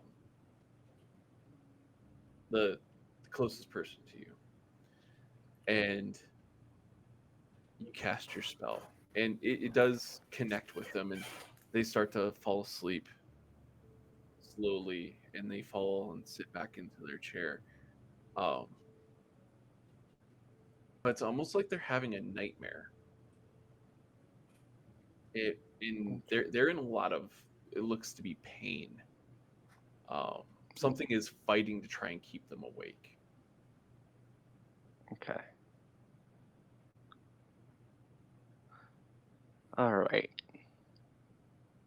So as they start dozing off, they like jolt awake, and they look really angry for a moment, and then they start dozing back off.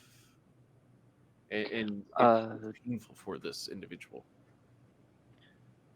Does Lancer notice anything different about the parasitic energy as they start nodding off?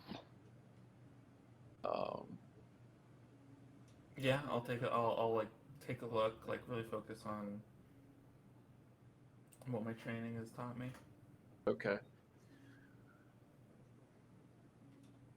The parasitic energy is what's causing the person to like jolt awake. Like they're trying to hold on. And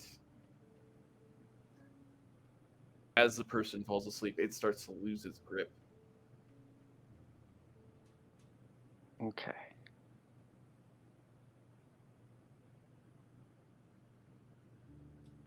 Do I still feel like I have been affected by the same thing that they have, or was it staring at me a separate individual thing? Yours was a separate individual thing. Got it. Okay. Sharon is going to start crushing up the rest of the melatonin and cast a much bigger sleep spell over the entire car, except for her Aaron and Lancer. Okay, that's going to be a big magic. Big magic. And we are going to still have you roll for use magic, just because we want to kind of gauge where that's going to be back at. But yes, that will be a big magic.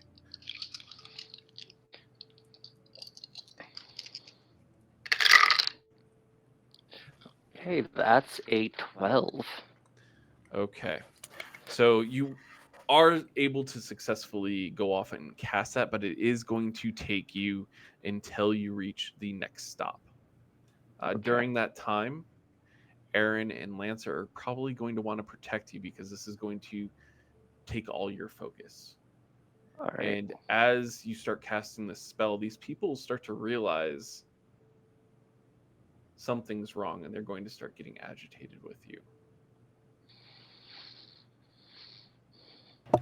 With Sharon specifically? Yes. Okay. So can I ask my last read a bad situation? Yes.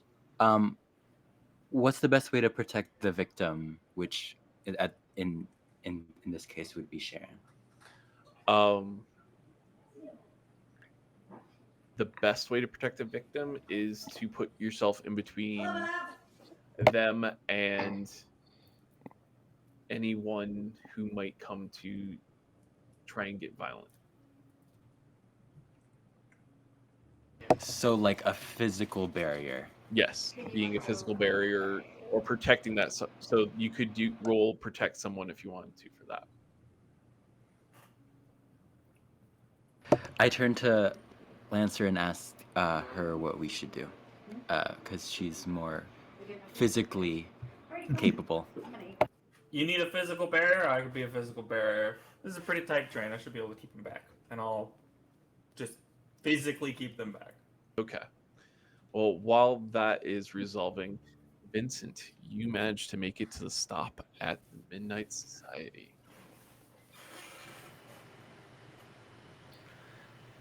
Before I go in, I will call my point of contact in Sicarius and tell them to activate the cruciform, giving me the connection and contact information for my 3 daggers and their armorer. Okay. So you find out that you've been promoted and that you have 3 daggers assigned to you as well as an armorer. You've gotten some attention from higher ups, and they've found that you deserve some backup on this. You'll be able to reach out to Sister Christina as your armorer, Vale, Jacob, and Peter. I can't even say the name. As support for you, should you need them. At this time, just give them my current location and the safe house location that I'm operating out of. I can definitely do that. We've also informed the rest of the daggers that the Midnight Society and the patrons are not to be harassed or attacked. At least for now. I appreciate it, brother. Then May you walk in the light. the light will follow me. And I'll hang up the phone and go inside, even though I know it's maybe early afternoon or late afternoon going into early evening. It is currently, if you look in Roll20, 1,400 hours. Oh yeah, door's locked, huh? Actually, no, it is open Oh, it is open. Oh, because, I'm going right yeah, in. Dominic runs it consistently. I mean, he doesn't need to sleep. I go right in, and I'm looking for Dominic. Yeah, you see him standing behind the bar. He's got a few patrons at the bar, just sitting there, kind of shooting the shit. And Dominic sees you.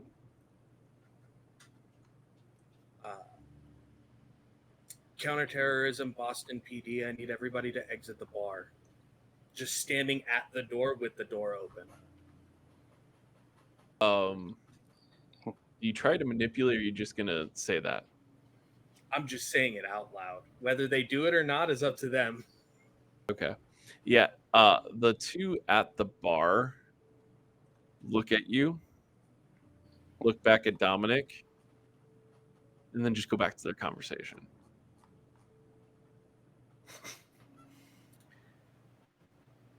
That didn't work. I now close the door and lock it from the inside. One of the 30 daggers of Sicarius leave the bar. That does get a response from the 2 people at the bar. But instead of going through the front door, they go through the back alleyway into the back room. Dominic, right? Yes. I'm going to walk over towards the bar. Could you not scare away my patrons? They could have left when I said I was the normal police. Instead, they waited to find out that I was the shadow police.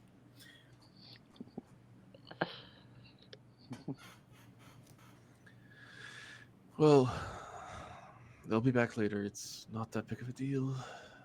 exactly. You're still gonna make money. You're gonna have silver daggers, making sure that nobody comes in here chasing away your patrons. They're not even gonna come inside unless it's me. You, your establishment at this point in time is probably the safest place for any of the extra mystic, fae, any of those entities. All right. Well, what brings you here? I got a funny little voice whisper in my ear after I stopped a witch from melting people to a floor, going completely berserk as a good city block worth of people started going crazy and attacking each other and hurting each other. Uh, I put Aaron's notebook on the bar in front of me. Uh, and, following all of these leads, it's daunting for me to think that you couldn't remember someone that was a very close friend of yours, someone who was just very intimate with you the night before in the back storage room, uh, or the private room, whichever it was. I don't remember. I just remember sneaking in through your storage area and finding you two intertwined. How much did I have to drink that night? I don't know. I had just shown up, I but I don't remember any of this. that's where our problem stems from. We've never had a true deep conversation. You've never discussed what's happened within this space with me. I've never been to Boston before now. Chicago. Chicago before now. Um, but I know that you had to break up a fight between two patrons who normally are really good friends with one another about 2, 3 nights ago. Yeah. From that table, and he points to the table that Aaron had, felt telemancy, Mhm. the events that had occurred. And you recall there only being the two of them, but the person you don't remember, through mystic ways, knew that there were three. I think there's something destroying memories, deleting them, removing them, and also removing those people from existing.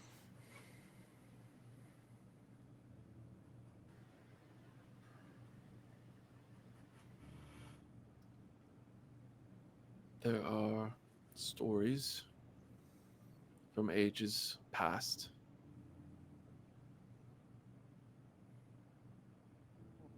Roanoke, One of them, yes. But I think you're going to need to talk to somebody who's a bit more worldly traveled than I, and who's and that? a hell of a lot older.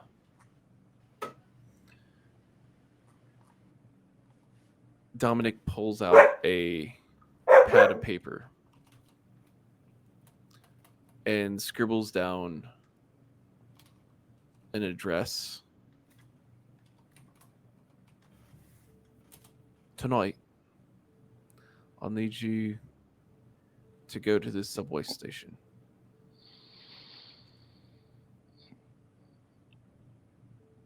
Alone.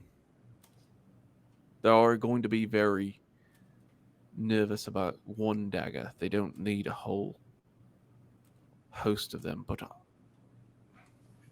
if what you say is true,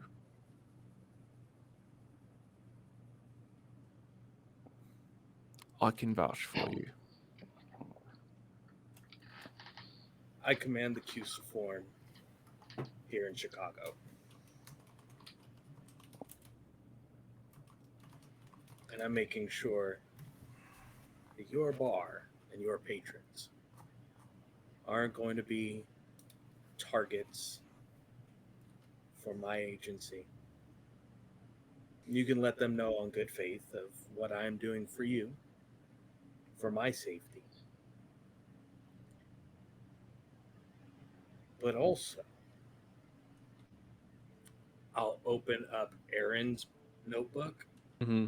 that had the writing in it, and I'll show the writing to Dominic.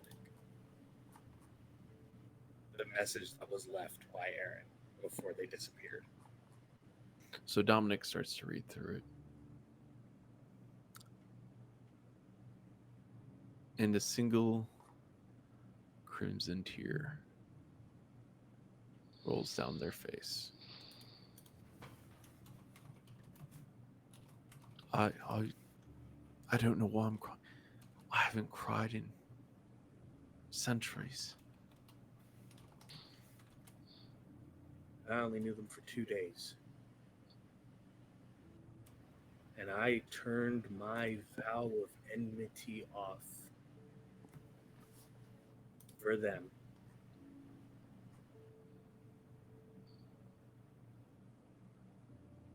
I hope you aren't setting me up.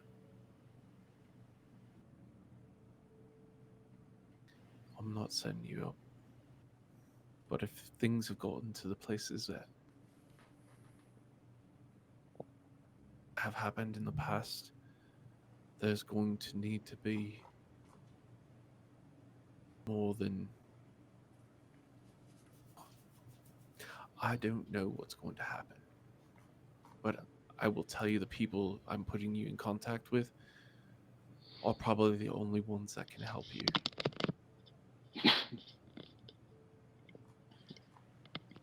Anyone who attempts to come into your place, if you have regulars, tell them not to wear a yellow raincoat. Noted. And if any of them normally have crimson eyes, glowing or not, kind of obfuscate that. Because what I'm looking for isn't going to be hiding. Noted. I'll pass the word around. And he slips that piece of paper over to you. I write the address and information that Dominic gave me into Aaron's notebook. So there are 2 copies of this information. If anything happens to Dominic or if anything happens to me, there will be one or the other that is still available. Okay. And then I'll send a call to Lancer as I'm leaving. Okay.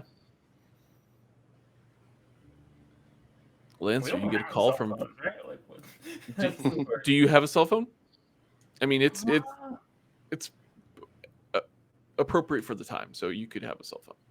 Yeah, it's 2008. Five. Going into Yeah. 2009 or 2005.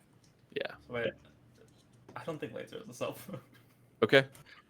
Sharon does. Their organization. Just That it would be Sharon if the person who I know would have a cell phone out of the 3 of them. Okay. Yeah. Okay. So you call over to Sharon. Sharon picks up immediately. Like, it doesn't even get to finish ringing once. Yeah, so I got out of there. That's all handled now. I already stopped by the Midnight Society, had a nice conversation with Dominic.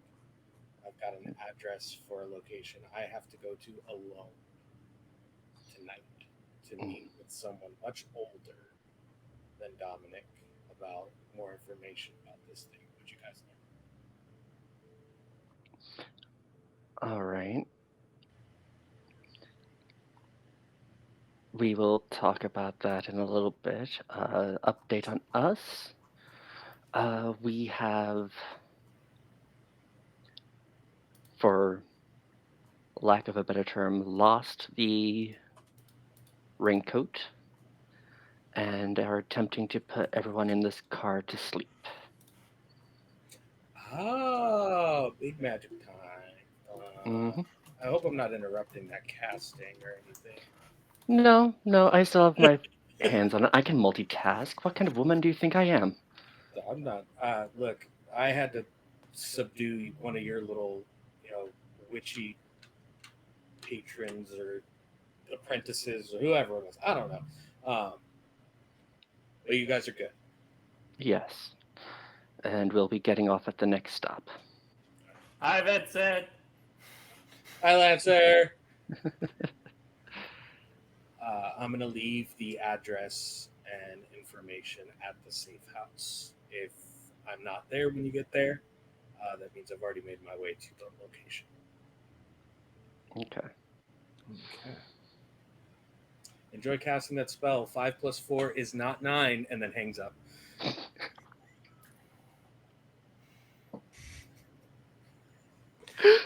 I'm guessing there's an inside joke for that. No, it's just throw like now the thought of 5 + 4 not equaling 9 is just interposed in the thought and concentration of casting this spell. Oh.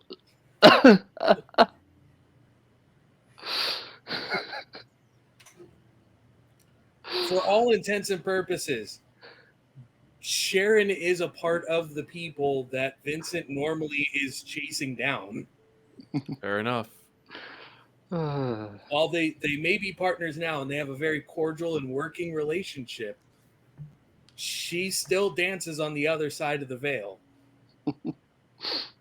All right. And with that, Sharon, Mhm. you go ahead and start to cast your spell. Tell us what it looks like. So this is probably the biggest visual of magic she's ever shown. Not able to keep it as subtle as she normally does. You would see this as the spell she's working with turns to like this green gas almost that matches the color of the bottle that the melatonin came out of, as Mhm. just spreads across the train car and engulfs everyone until they fall asleep, Okay. except for Aaron and Lancer and Sharon. So as your green smoke kind of moves over the people, you can see them all start to kind of fall back. And again, they're fighting this. They're trying to stay awake. Some of them start slapping their face to try and stay awake, but they're unsuccessful at fighting the sleep. And as you do that, you can kind of feel a pressure in the car that you might not have been able to register before relieve from the surrounding area. That presence that was there, but you couldn't tell because of all the things that were going on, just kind of releases from these people.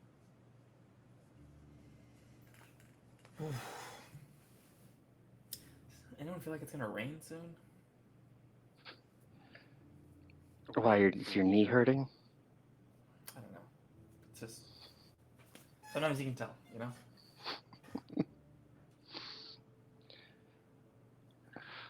Well, unless you have arthritis acting up or a bad knee injury that never healed correctly, it's hard to trust the accuracy of that. That's true, but So, where is this next stop gonna take us?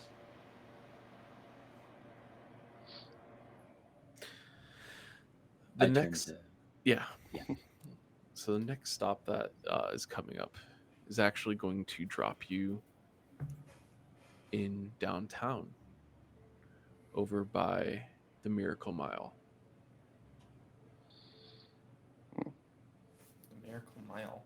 Miracle Mile being It is a section of Chicago that is known for its shops and stores. got it.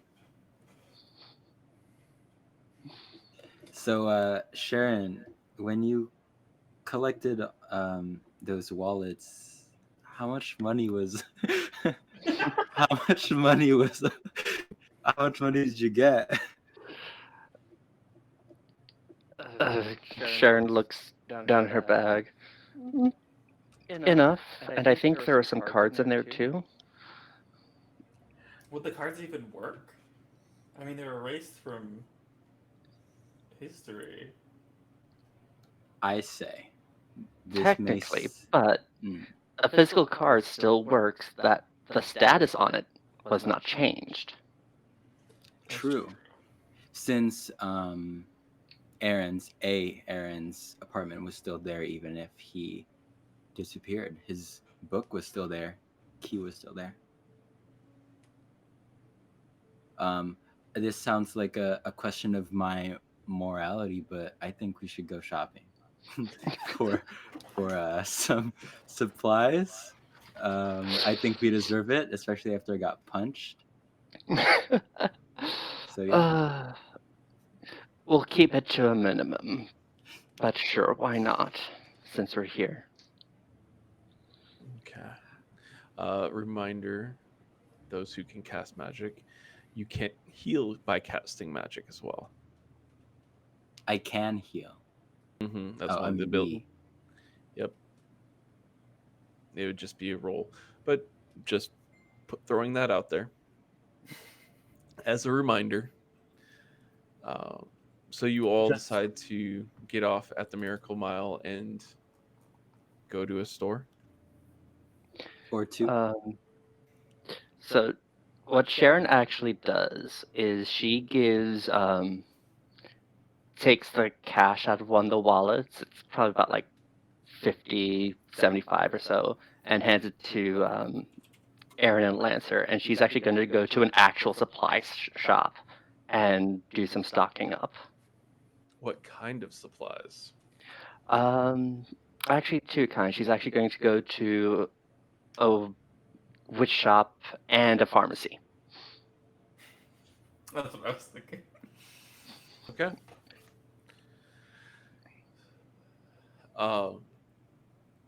Then we'll resolve that here in a moment. What are you doing, Vincent, to prepare for your meetup? Once I get to the safe house, which canonically is 2 blocks away from the Midnight Society. Yep. Same routine as normal. Broken ampule in front of the front door. Go inside. I feed Bailey. Okay. Make leading up to sundown. I'm making copies of Aaron's notebook, the information that we got from the TIA, the information from Warehouse 13. I'm making doubles of everything in the event of one going ghost or the other going ghost. This information isn't missing. It doesn't disappear. Okay. And include like small tidbits on both of them of the information we have gathered so far, the connections we've made, the raincoat, the eyes, the figure, all of that. Okay. And leading up to Dominic didn't give me any other information about who this person was I was meeting, what they are, anything. Just It an address. just gave you a place. It is a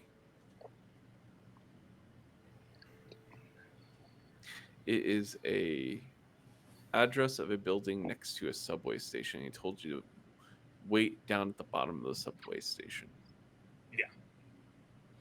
Okay. With that,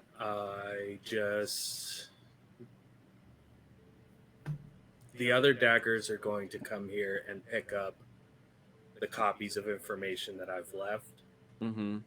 Um, and I'll get them up to speed, essentially. Okay. And I will ask Sister Christina for either a knife of some kind or ammunition for my magnum that have fragments of the tree of Roanoke. Okay. Either some of the bark, some of the the gunpowder made from the soil, smelted with the sap, whatever the case may be, something made from that artifact, that thing, because our armorers are very equipped with ancient lore and magic items. And I'm assuming since this was some kind of connection to the Croatoan, Roanoke, all of those things, that may be a way to harm or stop this. Okay. Um, it may take some time to acquire the material, but I will get it to you as soon as possible. If needed, send one of these three to gather the items for expediency's sake. Understood. And I will leave you in full command with the information and knowledge that we have of the others if I am not able to be contacted. Understood. May you go in the light. And the light will follow me. And I'll make my way towards that subway station. Ha! It sticks! I'll make my way towards that subway station. The same equipment that I had earlier. Change my shirt Okay. just in case. And go and wait to meet this person. Okay. Jumping back to Aaron, Lancer, and Sharon, we know what Sharon's going to go acquire. What stores do Aaron and Lancer go to? I think I don't know. I feel like Lancer would not be against spending other people's money Okay. on things that they want. So Yeah, I think this is so unproductive, but I think me and Lance are just gonna go have a little shopping spree and just have a little fun. I think, Okay. yeah. Um, are is there any like commotion in this strip or no? Not outside what you normally see, at least from what you can tell. Okay. Aaron, um, I know we're out and about, but I wanted to ask you a quick question. Yeah. Yeah. What's up? Vincent, you've known them a day longer than I have, but I wanted to ask how you felt about their leadership so far. Um, Leadership. I think they're very used to working alone, right? Um, I think in terms of leadership, I think we're just kind of on our own. Um, I mean, a leader should be a person that is with us right now, and of course, that's nothing against him because I'm sure he has things that he needs to get done, but I think we're on our own on this one. pronouncenames.com. Yeah, I agree. I'm not happy that he left us. Even if he was handling a situation as the leader, he should have been Piotr. there. I mean, we don't know what was going to happen when we entered that train, and he left to deal with some unruly folks. He I could mean, be dead. I mean, we don't know. Last time I saw him, he was controlling that crowd, and we saw how aggressive they got. And you know, he's just a guy. You know, crowd of people can run someone over even if they don't know what they're doing. yeah. I trusted him to handle it, but I don't think it was the right decision. Okay. A little dissension amongst the ranks. And Sharon, can you tell some of the stuff that you're picking up? Absolutely. So she is picking up some crystals, mostly combination of moonstone and clear quartz, and a little bit of amethyst and rose quartz as well. She is grabbing some ingredients that she's run out of, um, just to as a basic stock up for her own personal supplies. And then from the pharmacy, she's grabbing like 3 of the biggest bottles of melatonin she can find. And she's going to start partitioning those up into like little, uh, uh, almost like those little drawstring pouches, Mm-hmm. and start prepping to hand those out amongst the group. Okay. Really, Zuko.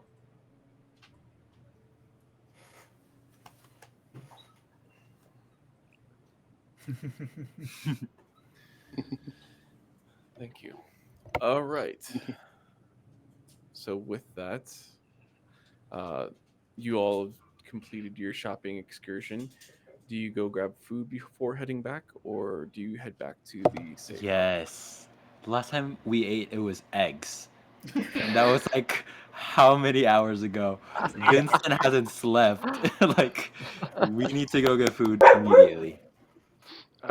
Sharon is actually going to head directly back to the safe house. Okay. I think Lancer has the wherewithal to at least get to go. Yeah. Okay. And then I think Aaron will just hop on Lancer's back again, holding the tray of food, booking it to the safe house. I think that's sounds good to me. Okay. Oh. So the lot of you start heading back to the safe house. Are you taking a train? Are you taking taxi, bus? I'm taking Lancer. No. Just kidding. No.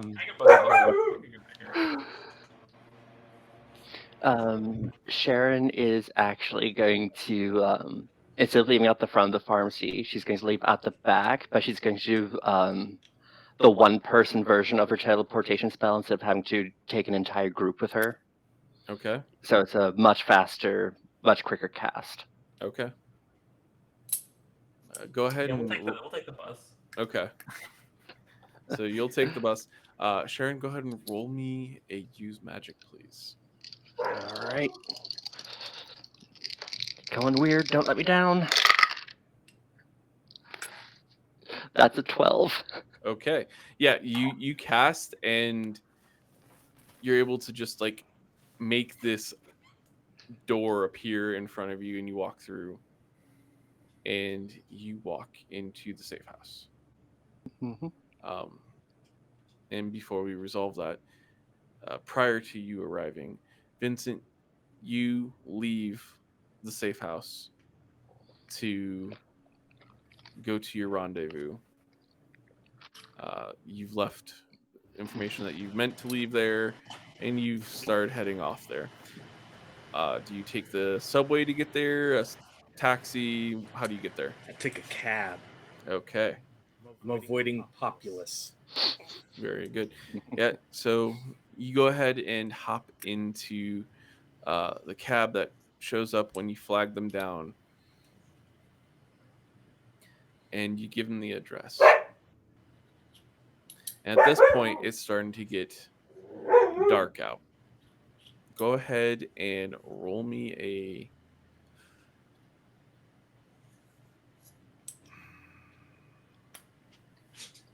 act under pressure, since I don't really have other roll for that. Okay. And what is this in regards to?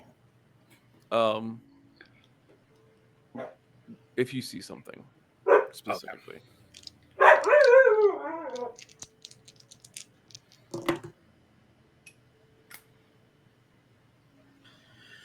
That's an 11. 10 plus 1. Okay. When you get into the cab and you tell the address to the cabbie, his eyes kind of glint a gray blue, something that you recognize as being otherworldly, supernatural. And they notice they recognize you as being a dagger. Are you sure you want to go here? Absolutely. I'm meeting a friend. Interesting friends you got. It's the best way to stay notified. All right. And I sit back. I have the Magnum just pointed at the back of the seat. My hand covering over the top of it so it can't be seen from the rearview mirror. Okay. Yeah, the driver just continues to drive normally. And are you watching them closely, or? I'm watching to make sure that we're going in the direction of the address I gave you. Okay. Yeah, they are absolutely taking you to where you asked to go. Okay. And you notice that the lights that you're coming up to,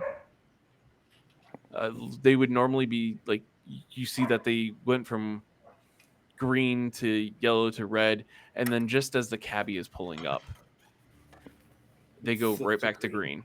Yeah. Love it. Love it. This is great. And so you arrive at the corner store 7-Eleven that's right outside the subway station where you're supposed to meet. So, question for you, friend. What can I do for you? How much would it be for your services, let's say for the week? I mean, on a good night, I take in 150. So, how about we call it this, and I'll put 5 old Roman silver coins through the plexiglass like barrier and like drop them in his lap. Well, you got my attention. We'll call that a down payment, and when I get out of town, you got the rest. Sounds good. And he actually hands you a business card that he's scribbled a number on the back for. If you need to get a hold of me, this is how you do it. I understand if you'll have a patron in the vehicle and you need to drop them off first. But if I got to go from A to B or B back to A, I'll be giving you a call. Sounds like a plan. Jin, right? Close. A Fae. Ha! You're all the same. And then gets out of the car. Oof.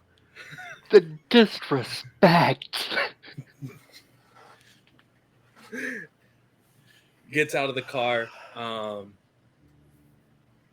Heads for where he's supposed to be meeting up with this person. Okay. Yes, Isaac. Vincent's incredibly racist against supernatural beings. My gosh. My job is fighting these people. I mean,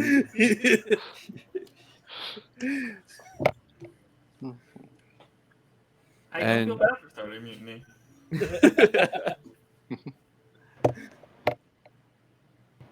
You go down the stairs, and there's nobody at this subway station.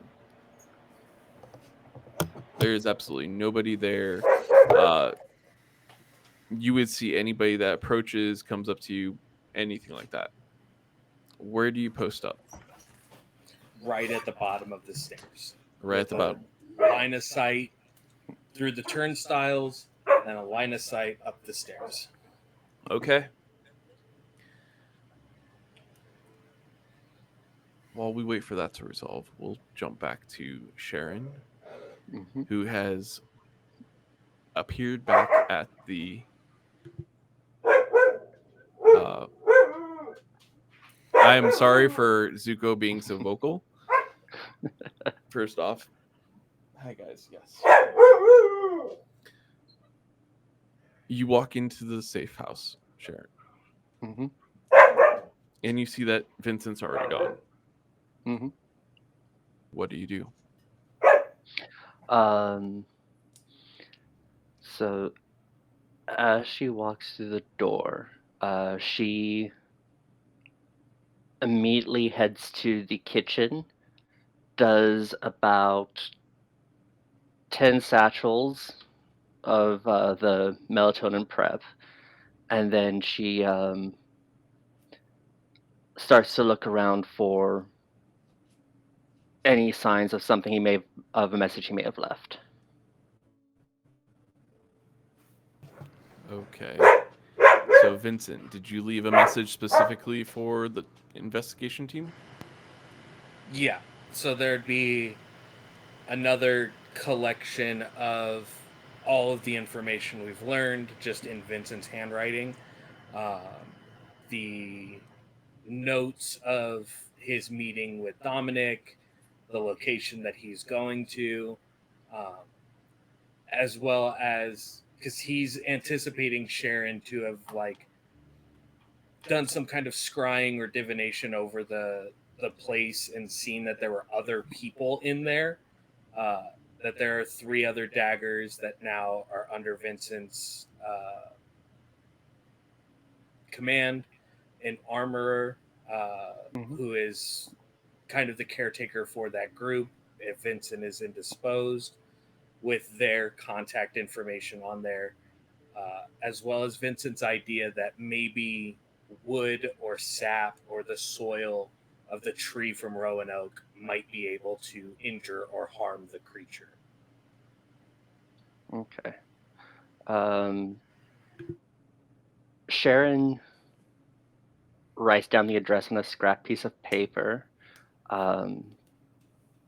grabs a few of the satchels she just prepped, puts them in her in a small clutch bag that she has, and she is actually going to start heading towards the address. Okay.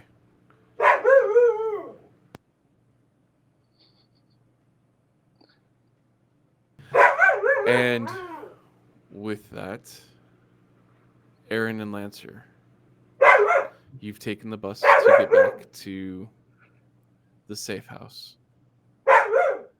And you arrive. Sharon and Vincent are both gone. What do you guys do? We don't tell a We bit. we eat. Yeah, we have a great deal. Actually, Lancer will see that like things have changed, obviously, and it's probably the note is still there. And we'll turn to Aaron and go, "What is your specialty in magic?" My specialty in magic is usually being able to manipulate and subdue people, kind of dominate over them mentally. Now we are fighting an incredibly powerful foe, so this might be outside of my purview, but what if we found a way to, for lack of a better word, like prepare people's minds, vaccinate people's minds against the Ah, psionic parasite? okay. Or we could attempt to learn what we know about it and help you gain ability to pull people out of that stupor. But Um, I like that idea. You've seen an example of what I can do. I'm I've never attempted to do anything of um, a larger scale, but we can definitely try that out. I, I I like that idea. I will just need some support. yeah, I'll help Sharon you any isn't way I here can. though. I think we can do this. Sharon's not gonna be forever, Okay. or we can wait. I think let's eat and then let's figure out a way to vaccinate. I like that. To vaccinate people from getting this weird parasite thing in them, in their mind. Sounds good to me. So you guys go sit down to eat. Sharon, you're on your way to the address. Vincent, as you're standing down at the bottom of these stairs watching, a tall, slender man dressed in all black, slick clothes, modern, comes walking from where a train would normally be at, and they just walk over to you. I take it you're the dagger that Dominic has told us about? Yes. Yes, I am. Guess somewhere a bit more private we can talk. Mm, exactly. Uh, I'll need you to follow me. Lead the way. And this being walks towards the tracks, and he opens a door that you didn't see there initially. And it opens up to a set of stairs that go further down beneath the train tracks at the station. And go down them. All right. It's they're old steel stairs. So as you step, you hear the thudding and clunking of your boots on them.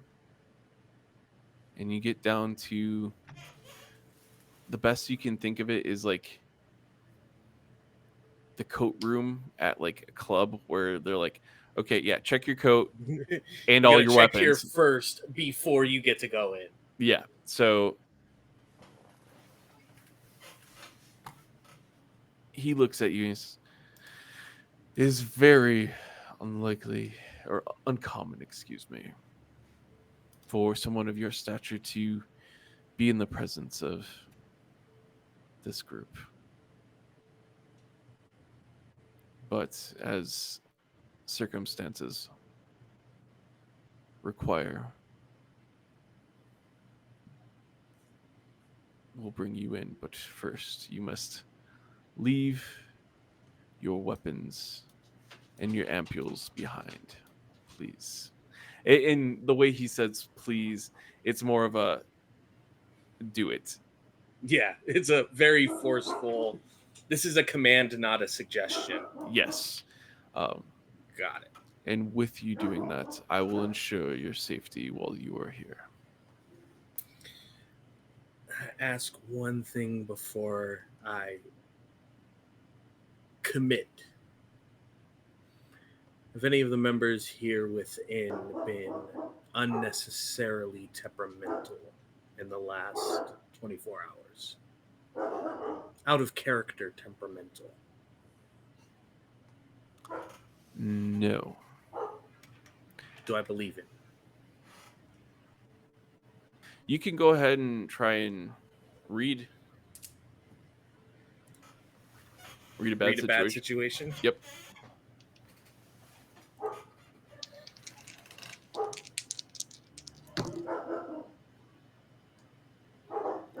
That is a 9. So my question would be, are they being honest? Is this truthful? Yeah, he's being completely honest with you. Just a moment.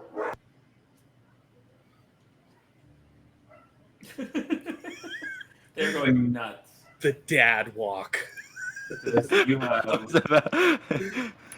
The dad walk was too real.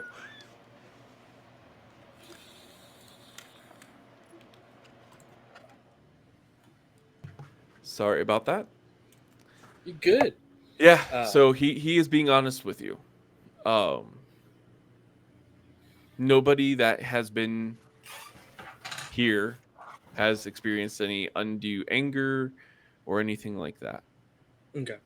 I'll put everything on the check counter as it would be, save for my 2 coins, the ones that I had given to Aaron Okay. when we first met. Okay. Yeah, so he looks at you, does kind of a once over glance. And I'll even show the coins, like I'm not hiding that Yep. I'm keeping them or anything. And he nods in approval, and he opens another door. And upon going through that door, you see a coven of vampires all sitting on their high chairs.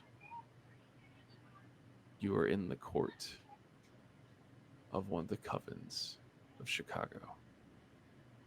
And with that, we're going to call it a session. My hands are sweaty, guys. Wow. And we will go right into Stars and Wishes. So, Stars and Wishes, for those who don't know, stars are for a player or players to get called out and recognized for some of the really cool things that they've done. And Wishes is for the players to go off and say what they hope and wish for their character to have happen moving forward. And then we'll get into the Monster of the Week questions for experience. So let's start with Sharon. Your stars and wish. You're on mute. There we go. I think my star this week goes to Lancer for just being ballsy enough to throw a spear at what we think is a child. I was like 90% sure it was a child. Okay. And I think my wish for Sharon is I think she's finally embracing a certain level of her power that she's always shied away from. And I'm hoping that that's for the better. Okay, awesome. Thank you, uh, Vincent. Since I saw you do the dad glare out the corner there, I'm gonna Oh god. let you do Yeah. your stars and wishes. Stars all around. Lancer digging into the core values of the team and asking Aaron, how do you feel about them as a leader? How do you feel about Vincent as a leader? We don't need to wait for Sharon. We can do this. Love it. Beautiful, amazing depth to character and acknowledging like the cult of personalities that exists with this group, coming together as it is. Aaron jumping right into the chaos and casting magic out in the open, risking it in order to protect Lancer. I love it. I want Aaron to go more out. I want Aaron to let loose at least once in one of these sessions because I think it's going to be amazing. Sharon, that protection spell and then the melatonin spell afterwards, peak digging into that spell crafting, digging into the interactions and the information that we know works, the things that we have seen have positive effects, and then playing it out in character. Amazing. Keeper, fuck you. I want to talk to these vampires right now. I want to deal with these vampires right now. You brought me into the devil's den unarmed. I've got 2 silver coins and a dream right now. But I love it. I love it. The story's amazing. It's engaging. It's wonderful. Even when it's not your turn, you feel drawn into the action. You feel drawn into the interactions and the conversations. Beautifully done. My wish, and this is more so for the whole group and not just for Vincent. We need that conversation that Lance was talking about. We need to have that. So much is going on around us that we haven't had the moment to genuinely, this is what I do, this is why I'm here, and I have your back, and this is how I have your back, and really define the fact that we are working together and that we are truly trying to save people and trying to prevent whatever this situation is. And that is my wish. Awesome, thank you. Go ahead and pick somebody. Lancer. Ooh, okay, stars. I love seeing Sharon's magic, in particular with the teleportation spell. I don't know, I just love the idea of like drawing up, like stepping through a door like that. That's really cool. I loved all of us like just booking it down. Like I just love imagining us all looking through like this chaos, running towards uh, the enemy. And then I think my wish would be, because I feel like Lancer and Aaron have gotten like a real rapport going, but my wish for Lancer would be one to just have more conversations with Vincent and Sharon that aren't combat related. And then to stab more things with my big spear. Okay, nice. And so that leaves Aaron. Your stars and wishes. I think my stars go to everyone. I loved just the creativity of like Sharon's magic, like the melatonin, like to use like an actual like melatonin into a spell. That it's just too good. I love it. And I just love the relationship that Aaron and Lancer are making. I think it's really fun. Um, I think it's fun to build off of, and I appreciate that. And I think with Vincent, I like how you always find a way to like.